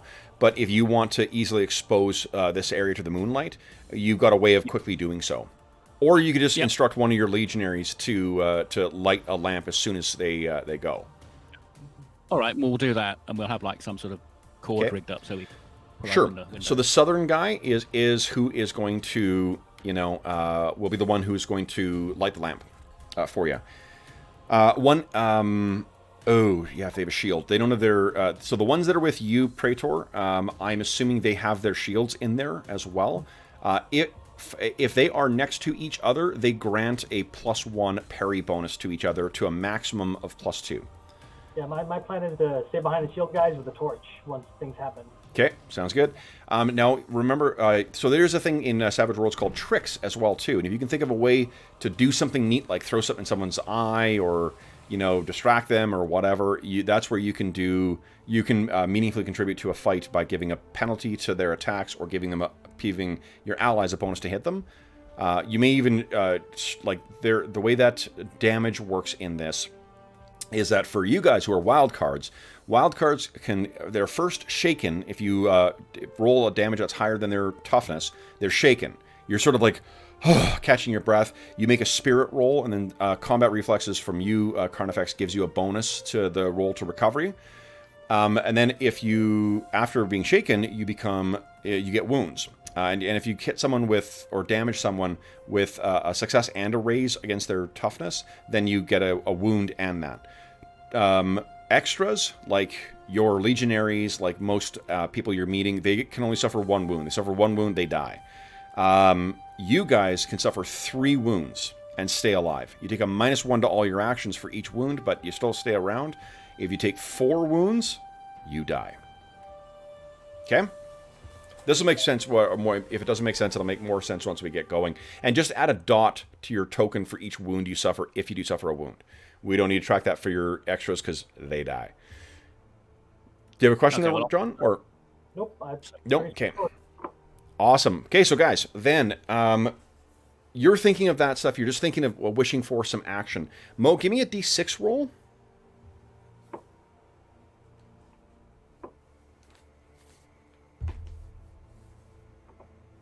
Yeah, I'll use the blue circle to keep track of wounds.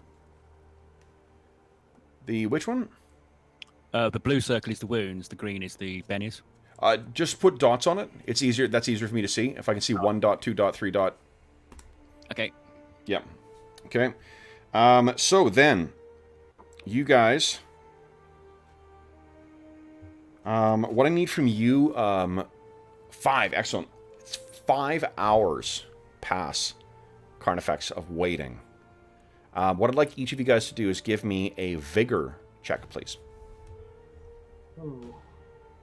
Yeah.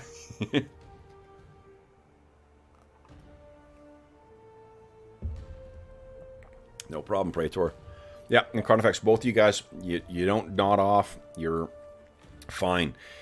Carnifex, it is, after about 5 hours, give me a notice check, please.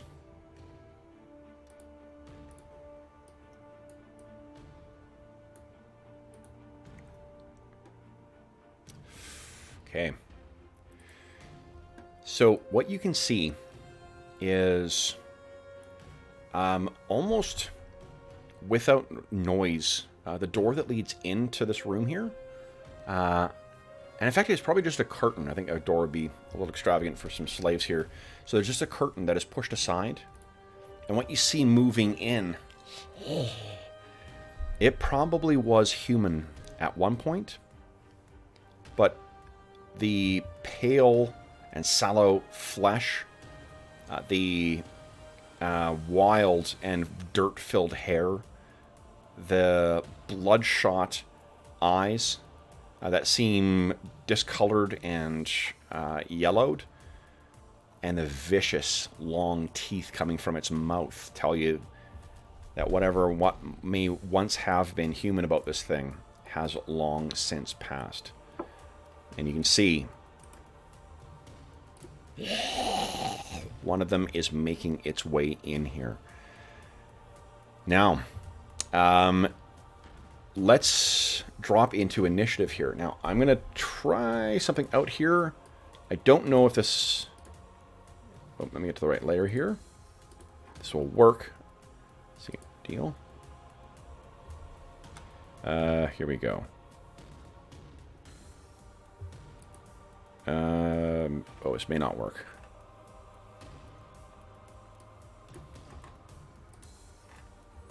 Yeah, that ain't gonna work. Hold on. So what you guys need to do is go down to the cards in the bottom right there. Each of you draw a card. It'll appear above your head, and then you just need to... let's see here. Yeah. I know there's a way of, apparently with some of them, to add... what do you call it? To add the cards directly. So then afterwards, drop the cards on the... Hold on, can I do this? No, drop the cards onto the table. I think you just drag them down.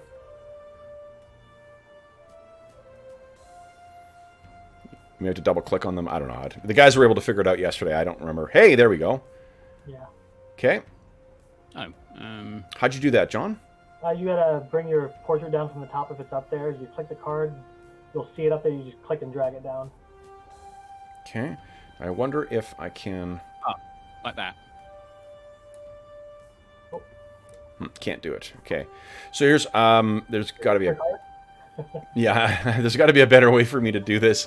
I'll have to take a look for next time I run. Okay, so because the turn order, there is a way to add.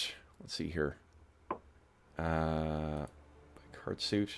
Yeah, and that didn't work at all. Okay, whatever. I'm gonna put the cards next to where I have your guys' portraits right now, guys, just so I can keep track here. I'll let you know. Okay, so the way that works is we start highest, and then we go down. And the way we go through the suits is in reverse alphabetical order. So spades, hearts, diamonds, clubs. First up will be, unfortunately, I drew a 9 for our thing.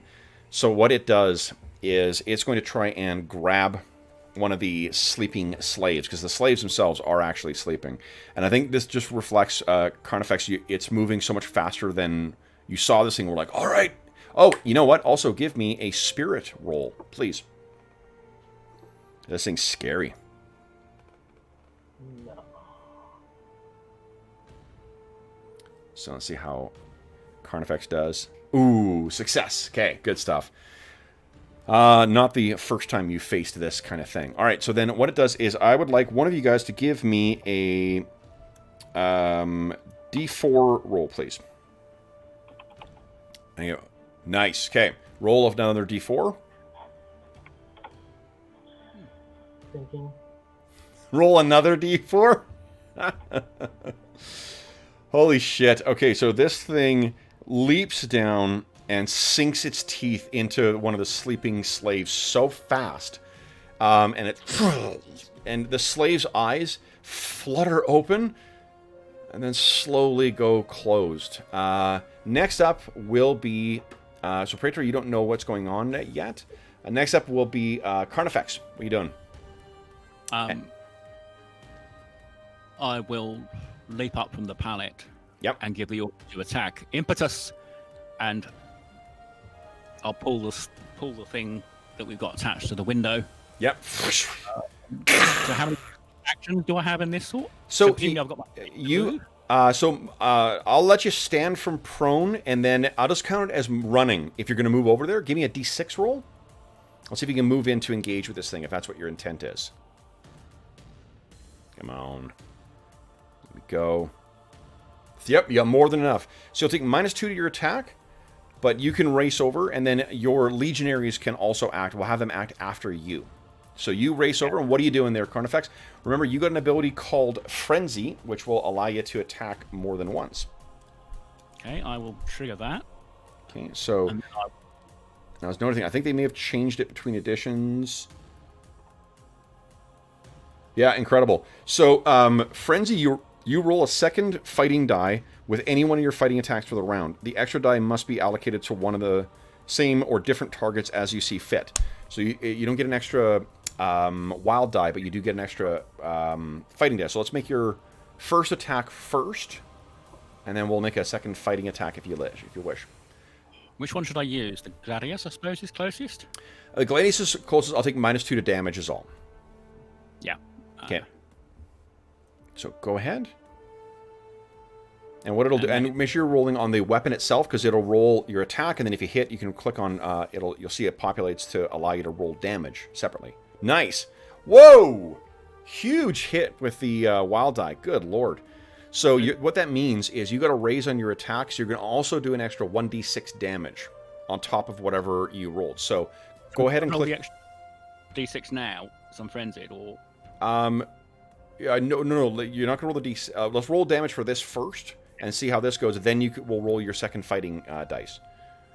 So there's no modifiers to that. Nope. 14 plus 6 or plus 2. So that's 16. Holy shit. So Carnifex, to give you a sense of what this thing needed, it had a toughness of 6. Now, what do you roll to damage this? Or what do we see as you leap onto this thing? And I think what I'm going to say is you've lucked out. You didn't expressly target the heart with this, but because you've leapt out and just stabbed and done so much damage, it's going to end up there. What do you see? Yeah, you see him leaping across the moonlit room. He then sort of literally grabs the attacker sort of with one hand, so pulling him back onto the ground, and he just raises up his arm with the other and just stabs it down. So it sort of lands 6 inches into the dirt through the body of the thing. Incredible. And it is remarkably what do you call it? Anticlimactic, because as the thing drops down, it just falls limp. All right, and did you call out at all, Carnifex? I don't remember. Yeah, I called Impetus to order the attack. Okay, so you've heard that then, Praetor. So I'll let you go now. Okay. So no, it's dead. So I'm going to tell the legionnaires to form up and march in. So I think that what your action will be this round, you'll be able to move, so you can move your full pace. Your action is going to be opening the door or getting one of the legionnaires to open the door. Well, I figured I'd light a torch and order them forward. Okay. And then follow out after them. Okay, so go ahead and move. You have full control. Both of you guys have control over the legionaries near you. Go ahead and move the legionaries where you want to move them. Carnifex, that curtain is still blocking your view. Okay, now hold on. As soon as you open the door, Praetor, and that's when you would see this.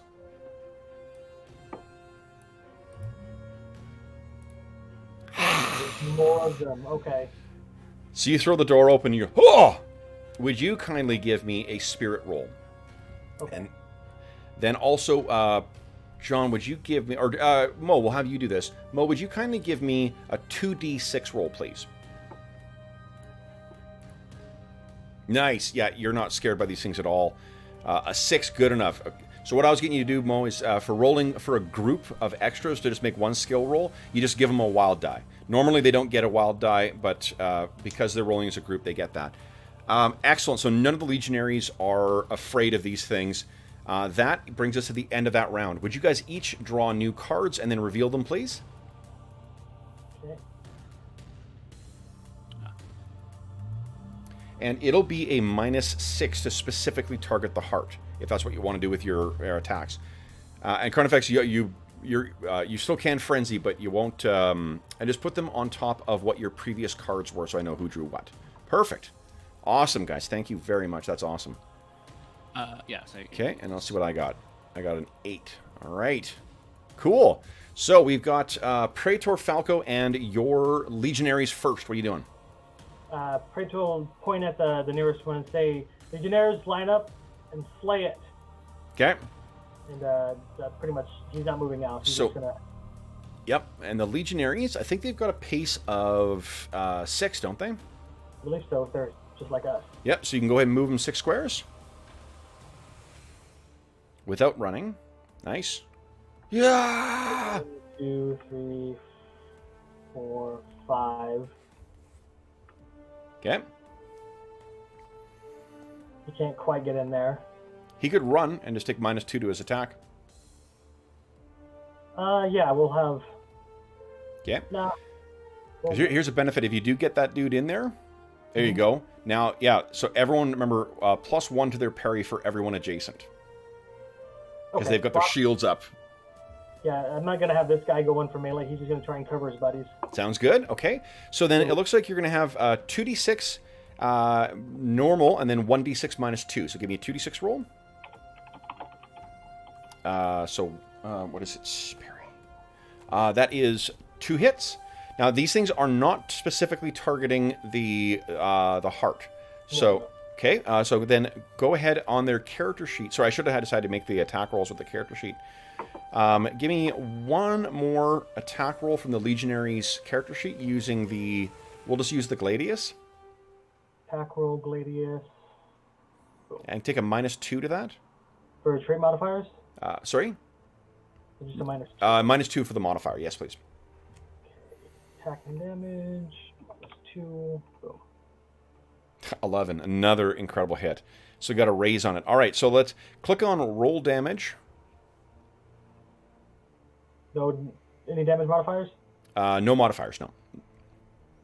Okay, so the first one, it does 8, which, yep, leaves it shaken. Second one, so I'll put this on here for shaken. Roll damage again, yep. See, perfect. Okay, 5, all right, and then roll one more reroll. And we'll add the buck. 19, okay. That many raises on the damage. So the one that came running in, that's the one that actually killed this thing. Managed to... They're all stabbing at this thing with its, their wooden weapons. But the last one is the one that I managed to, like, boom, and get it right in the heart. What do we see there, John? Yeah, I just see, like, the 2 of them run in and just lock shields and brace for it, knowing their allies coming by. Like, it just runs in there and just skewers them. And throws it down, and the 4th one is just sitting there with a shield up, waiting for the other one to come. Incredible. All right, so that was it for Praetor Falco and his legionnaires. Next up is Das Vampir. So first one is going to go and attack your legionary. Would you give me a D4 roll, please? D4, and they get that +1, right? Yep. Oh, this is for the vampire. D4. 4, so explodes. Roll again. 6. Does a 6 hit his parry? That one right there. With the +1? He does not get... So it's the one right here. Does he... I think he is adjacent, so I'll let him have the +2 to his parry. What's his total parry? 8. 8. Okay, so amazing. So this thing comes racing in, and it, boom, hits up against that big scutum. These others... Scream, and I think I can reach there. 1, 2, 3, 4. Yep. And then 1, 2, 4, 5. I come running into your legionaries. Give me 2. Give me 2d4 roll, please. Those D4s are crazy with exploding. Yeah, that's the thing. Like they suck for the total amounts. 1, that ain't gonna do it. And then second one, but they explode a lot more often. And then, let's see, the second vampire. Oh, sorry. That's okay. Here we go. And... What were you getting the second D4 coming there, Mom? Oh, sorry, I thought you... Oh, you only rolled 1 for you. I see, 1 more, please. 1 and 1. So these things come running in, and boom, they hit up against hard Roman tactics. And muscle. That's it for them. Next up is Carnifex and his legionaries. Right, he's going to call out to the legionaries with him, form up on me, pull the stake out. Yep. And then we're going to advance through the door. Okay. And obviously, so we're going like there. We then see them. Yep. Just as we're through the door. And then I'll say attack. Now, so that's 1, 2, 3, 4, 5. 5 or 6 squares to get to them. Okay. Oh, hang on. Let's check. My pace is 6. So I could get 1, 2, 3, 4, 5, 6. Okay. And the legionaries are... Hang on. Where's my legionary? Oh. Sorry, what was the legionary's pace? I seem to have lost the count. I think it's 6 as well, too. Yeah, right. Hang on, back to the map. Pace is 6, yes. Yep, there's the legionaries. So 1, 2, 3, 4, and hit that way. No. Yeah. Okay. 6. So effectively, so I'm ordering them to link up with the shields in front of me, and I'm in the middle Okay. hitting. So hitting the 2. Do we want to do me first or the Legionaries first? Your choice. I'll do the Legionaries first. Please do. So each rolls 1d. Oh, go ahead and make the attack on the character sheet. Actually, it'll roll properly. Legionaries. Right, there we are. So we're using the Gladius. Yep. No modifiers. Are there flanking rules in this? There's gang up bonuses you get, but it's 3 or higher. That's when it triggers. So he. Oh. Nope, doesn't get through. The Yep. second legionary.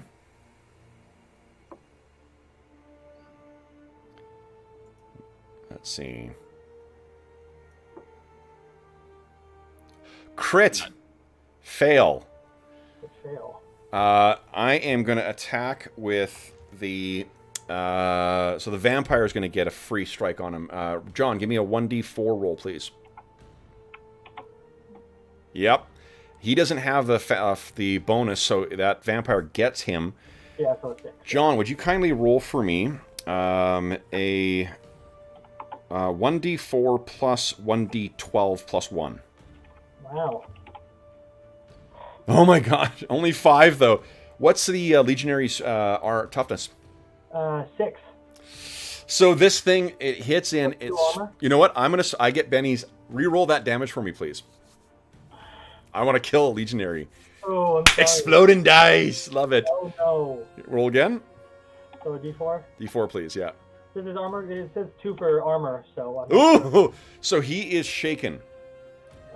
It sprays across him. Then it is Carnifex. You have your turn still. Yeah, these suckers hit pretty hard. Yeah, they do. Oh! Now you still Benny. have 2 Bennies left if you want to reroll. I'll burn a Benny on that one. Okay, reroll. Could I do Benny's to support my legionnaires? Yep. Cool. I can't remember if you can do that. Rules is written, but I don't care. 1 shot. Oh no, Carnifex. That's a big miss. So, end of the round. What we see begins stirring behind you. End of the round, guys. Let's draw new cards. Would you? Let's see. Stakeout. Each of you guys go ahead and give me a new roll or new set of cards. Draw your cards. Put them on top of your old ones, and then I'll draw mine.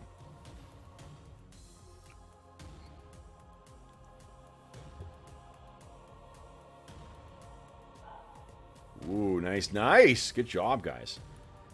I drew a 7. So you guys will be acting before me. Now, hearts come before clubs. So, Carnifex, fortunately, you get to try and make up for that last round. Now, one of your legionaries needs to roll for recovery. So he needs to roll a spirit. Use the character sheet to roll a spirit roll to try and recover. Let's see if he can get himself back in the fight. And the way this works, John, is if you get a success, you are able to get back in the fight next round. If you roll a raise, you get to take an action this round. So that's a total of 7. Yep. So he's just recovering. The guy in the north there, he's getting himself back in order, but he will be back in the fight next time. The one on the bottom, your choice. Yourself or your extra can act next. I'll go with the other legionary. So let's see here. Come on. Do your thing, legionary. That is a... Oh, it was your spirit. There we go. Come on. The hell? So it's under weapons, Mo? Yeah, I know. It's just sort of not... Right, attack Well, no, damage. it will have popped up for a modifier. Make sure if you've got the character... Yeah. Nice! So it's a raise. So you'll do a 1d6. Go ahead and roll damage. Oh, ow. It's always going to pop up for modifiers. So, all right, so that's 14. So you injure this thing. Which one was that attacking? The one in the south or one in the north? One on the south. Okay, so it is shaken. But it cannot be wounded by that roll. Then it is you, Carnifex. What are you doing? Now remember, if you're making a called shot for the chest, it's -6 to hit. No, I'll just fight the one in front of me. Okay.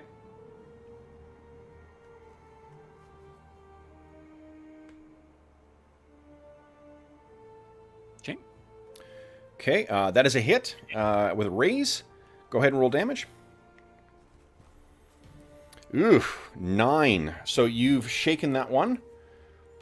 So it was attacking what do you call it? It was attacking your ally. You saw the opening. You slashed and missed with it, and then you kind of hack at it. So it is shaken. Then it is... let's see here. Next up is Praetor on a jack as well. Would I know that we need to remove their heads once they're down to keep them down? Yes, you would know that. Okay. Yeah, so would we have known about removing the stake or not? Would that be common? I'm about to... You're about to learn the lesson the hard way, that removing the stake is bad. Yeah, so Praetor doesn't know what you did to the other one. He just says, now that it's down, cut its head off. You other 3, attack that one. Okay. So the one at the bottom here is going to try to cut this thing's head off while it's down. Go ahead, you get +2 to hit. Basically, if you roll a 1, you miss. That's it. Okay, with the Gladius, +2 to hit. Okay. Yep. That thing is gone. Okay, and then Collapses to dust. Other 3 are going to gang up on the one that they're next to. Okay. So So gang up. I'm going to grab my... where's my DM screen? Where? It's got all my modifiers on it. Let's see here. The gang up bonus. +2 to hit. Okay, just one attack? Yes. Okay. Oh, no, well, I mean, each of the Legionnaires get to attack. Okay. So that's 1 hit. Go ahead and roll damage. Okay. It is, yeah, that is shaken. So now, oops, wrong thing. You may wish to consider, again, it's a minus, if you want to hit it right in the chest, and that's where it automatically, what I'm doing is you have to roll, like, really, really high damage in order, like, lots of wounds, in order for you to accidentally hit its chest, but if you're trying to go for its chest, it's a -6. Okay, so -4 with their bonus? Now, hold on. I think... Let's see here. Where's my status? Common statuses.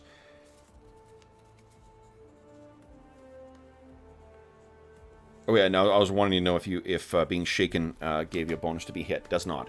So, basically, John, what you could do is take a net of -3 to your attack roll to try and hit the chest.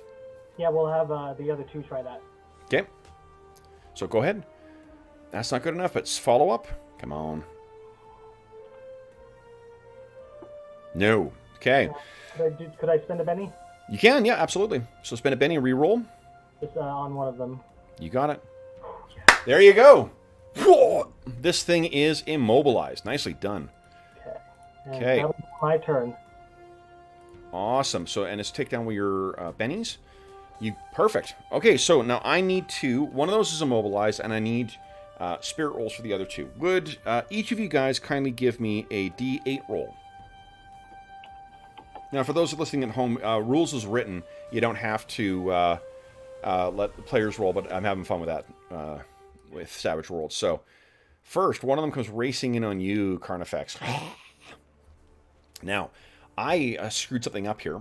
All right, so neither of these things recover from being shaken. They remain shaken. The one that charges in on you, Carnifex, I need... Let's see here. John, would you kindly give me 2d4 rolls, please? 2d4. Okay, great. So neither of them attacks. This thing is trying to get through your defenses, Carnifex, but you see it coming in. You kick it back, and it's not able to fully engage with you. Yeah, I imagine that once they said, you got to cut off its head to kill it, and he whips back and he's like, oh, shit. Yeah. Yeah, that's great. John, you get a Benny for that. That's cool. Okay, then, guys, that's the end of that round. Let's draw cards again. Each of you draw cards and place them on your pile, and then I will do mine. This initiative is very interesting. When it's with actual cards, it's even more fun. You know, in the same, you know, the dramatic reveal I do with my the dice in AD&D, it's even better when it's everyone's getting that kind of like, oh, oh, and there's certain edges you can get that will modify. Different cards up. So okay, it is, excellent. There we go. Oh, and I'm on a 5. All right, so first up is once again Carnifex. What are you doing? Okay, I'm going to so presumably I've heard Praetor call out, cut the heads off. Yep. And I'll repeat that, cut the heads off when they're down. I think I forgot to do this one. I'll turn and stab them on really hard in the center again, and I'm going to take the -3, wasn't it? -6. They get the benefit because of gang up. Like if your two legionaries are turning and fighting this thing, then you'll gain +2 to hit because of the gang up. Do it properly then. Ooh. Now, so and is that with your -6 or not? No, I'm just going to do this normally. I'll let the legionnaires gang up and try and like. So you hit. Go ahead and roll damage. So this is more or less a reflex of me realizing it's coming up behind me. Okay. So that is 10. So it is shaken again. So I think you slash at it. There's a spray of congealed blood, and it's hits against the wall, and it looks like it's trying. It may actually go down. Your 2 legionaries, what are they doing? Well, they're going to both try and effectively stab the guy in the center. Okay. If you see what I mean. Yeah. Legionary 1 is the one to the north. Yes. Are they taking trying to go for the heart, or are they just trying to hit it? They're just going to try and hit it, I think, for this one. Yeah, that's a hit. So just so you know, like, you're effectively swinging for the fences on both counts. But the benefit is if you hit with the attack roll as opposed to the damage, you automatically skewer it. You don't have the benefit. I have to go through 2 stages of success. So that is a hit with a raise. Go ahead and roll damage. Ooh. I stand corrected. Right through the heart. And it's down. He's the second one? the legionary boxing champion or something. Yeah. So your Southern Legionary, what's he doing? He's going to do the same, effectively. Hit. Okay. I think this legionary is better than... No, it's a miss. All right. Then it is, looks like, Praetor. He shouts out words of encouragement. That's it. Cut their damn heads off. You 3 flank up. Okay. Are there any flanking, like, attack of opportunity rules in this game? They're called, I think, free strikes. These things are all shaken. They cannot take actions. Okay. So this guy moves in. And those 3 are going to gang up on him, but the top one's going to try and cut the thing's head off. Okay. And the +2, right? Yep, as long as you don't roll a 1. Yep, you're fine. Okay, so then, which one did you cut the head off? The top one. This one here? Okay, so boom, head's off. Dust remains. 3 are going to gang up on the bottom one, but go for the heart. Okay. Nope. Ooh, that ain't good. Next attack. -3. Oosh. Can I Benny that one? That's not that. I don't get. Oh, you want to Benny that one? Go ahead. Yeah. Yep. Benny that one at a -3. Nope.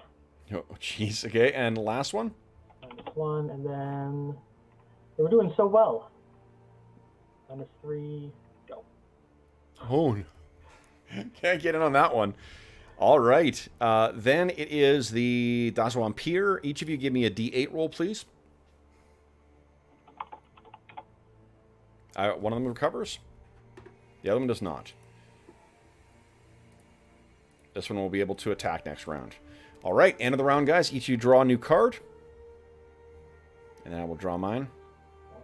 1 card. Nice. Oh, I think this one's the low one. Ace. Oh, boy. Okay. So then the Das Vampire gets to go first here. He's attacking that soul, the one that Carnifex has that does not have anyone with him.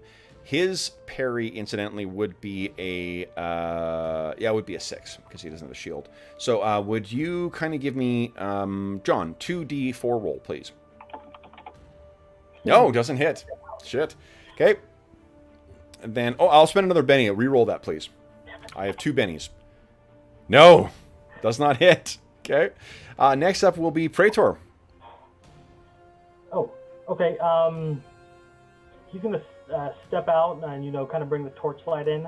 Yep. Just as close as he can to these creatures of the night, and he says, "Protect your ally. Off with its head." And then we're gonna shift these guys over, and this one's gonna step in. Okay. The top one's gonna try and cut his head off. I'll just put the green dots on the ones that John's controlling, so we're almost over here anyway, but... Okay, so that one's gone. That one is gone, yep. And then I'll have 3 trying to go for his heart. Okay. We go. No. It's harder than it looks. Hey! Oh! So it's flailing around in both directions, and you hit it, and it drops like a rag doll to the ground. We got one more attack. Can he go for the head, or does he have to go for the heart? Yeah, go ahead. Yep. Okay. Well, Yep. oh! Oh my God! 19. Machines. Whoa! All right. Then it is Carnifex. What are you doing? You can do this Carnifex. Slaughter him. Well, eventually I'm just going to go a straight out attack. Okay. That's a hit with a raise. Go ahead and roll damage. Ooh. So, yeah, you're hacking away at this thing or stabbing this thing with that stake, but it doesn't seem to be hitting vital areas. It's still staggering back and forth and keeping its distance. You have 2... Oh, I need... John, give me a D8 roll. I forgot to roll for that recovery. No. Nope. Okay. So, your 2 legionaries. Right, they're going to step to sort of slightly flank it. Okay. And then they're both going to try just straight out punch because they've seen what the other guy did. So, Okay. so one on the north. Yep. That is a... No, that's a miss. One on the south. Crit fail. John, give me 2d4, please. But it's frightening. Yep. No. So fortunately, it does not get hit, but it comes close. You know what? I don't have any bennies left. They're not... if they were wild cards, I'd have extra bennies, but I have none left. Okay, so then, yeah, one of them gets a little too close and nearly bites it, as it were. Okay, draw some cards, guys. Next round. Yeah. Drawing this card. That's it. Only one left. Come on. This thing's trying to recover so it can run away. Ooh, ace. Nice. Ammo 10. Pretty good. Queen. Alrighty. So first up is Aces High. Praetor, what are you doing? It's time for the arrogance to come into play. Yeah. So he's like, form up on me, slaughter it, and he's gonna walk right up next to his slave and try to stab it. Okay, please do. Go straight for the heart. Okay. This is not a good idea. With your -3 too. Benny. Ooh, no, you already succeeded. Oh, I did? Yeah, look at your wild die. Okay. Wild die's a 7. So that's a benefit of being a wild card. Yeah, so go ahead and roll damage. Oh no, hold on. You hit with the minus. Yep, the -3. So yeah, you skewer it right in the heart. Okay, and then this guy steps up and cuts its damn head off. Why don't we let Carnifex do that? Because that that draws his gladius in one smooth motion. The head. Is that okay, Mo? Yeah. I'll drop the stake and effectively pull the gladius and effectively do the. Yeah. And it bounces in the moonlight in the courtyard. And, awesome. Numerius just spits on the body and says, "That's what good old-fashioned Roman soldier does. Supernatural creatures of the damn night." Nice. Kicks it. So, and then it fades to dust as well too. As soon as it's over, there's a small collection of slaves that are beginning to collect around you. There we go. But what we'll end our session with is, let me get back to our original music and our original thing. Carnifex do the turn to the crowd and do his normal victory salute. Love it. Yeah. That's awesome. Praetor looks down like he's trying to. You go and fetch the governor. Okay. Yeah, Praetor's embarrassed at Carnifex is doing, but he lets him have his moment just because he did a good job. So the next day, our scene fades, and then our scene, when we return back in, we see Carnifex and Praetor Falco dressed for the road. We see that they are standing right near the exit, and standing with them is the governor and all the stockmaster and all of the legionnaires who fought with you last night. So the governor, it seems that we're joining this sort of at the end of their conversation, and the governor says, "So we should not expect any further problems then, Praetor. Is that right?" Well, I can't promise you that, Governor. There were several of them, but we killed them. And now you have experienced soldiers that know how to deal with them. They all sort of, give you the Roman salute. Yeah, and Praetor's going to go to each one of them and hand them a written like a missive, that he's going to give them a bonus for their hard work. Nice. And like a commendation as well too. You could, that's definitely within your giving, not triumphs, but like medals and such and recognition, honorifics is a big Roman thing. So awesome.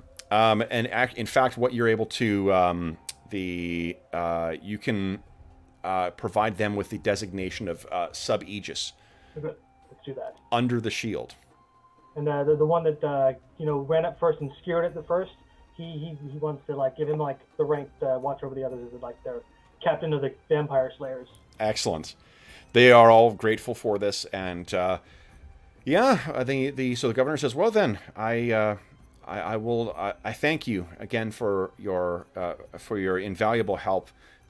Such things in these lands." And he shakes his head, and he says, "I wish you success on your current task then, Praetor."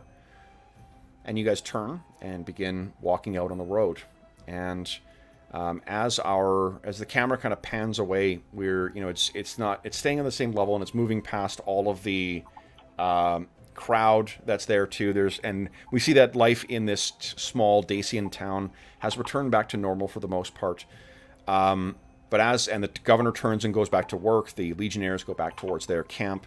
But as we pan away from the crowds and we land on an alleyway, what we can see is in there, watching the Praetor and Carnifex head off, is a robed figure with a long beard.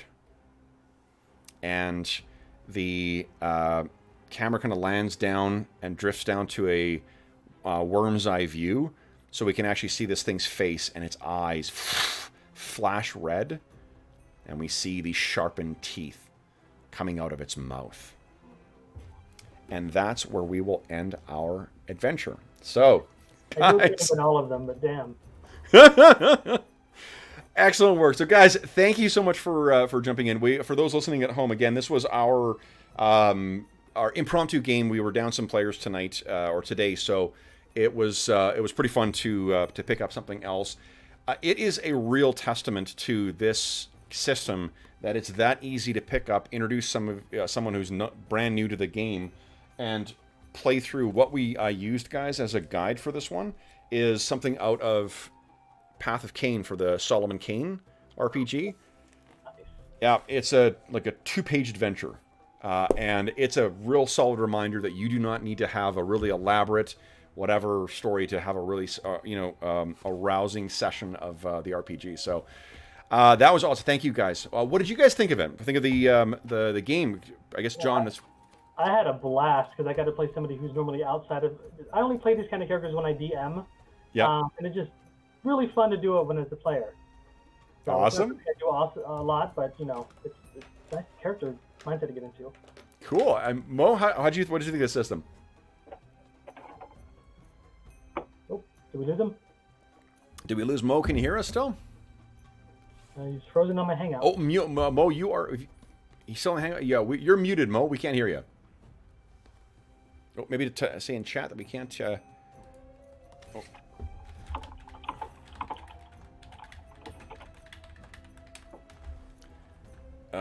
Oh, we lost him in Hangouts. Okay, hold on. Let's see. There's the link to the... Oh, no, that's to the Roll20 game. That was weird. I lost Hangouts. He might have just got dropped. Oh, weird. Yeah, I had to refresh it. Let's see here. Last minute technical issues. Yeah. Let's see here. Oh, that's the things.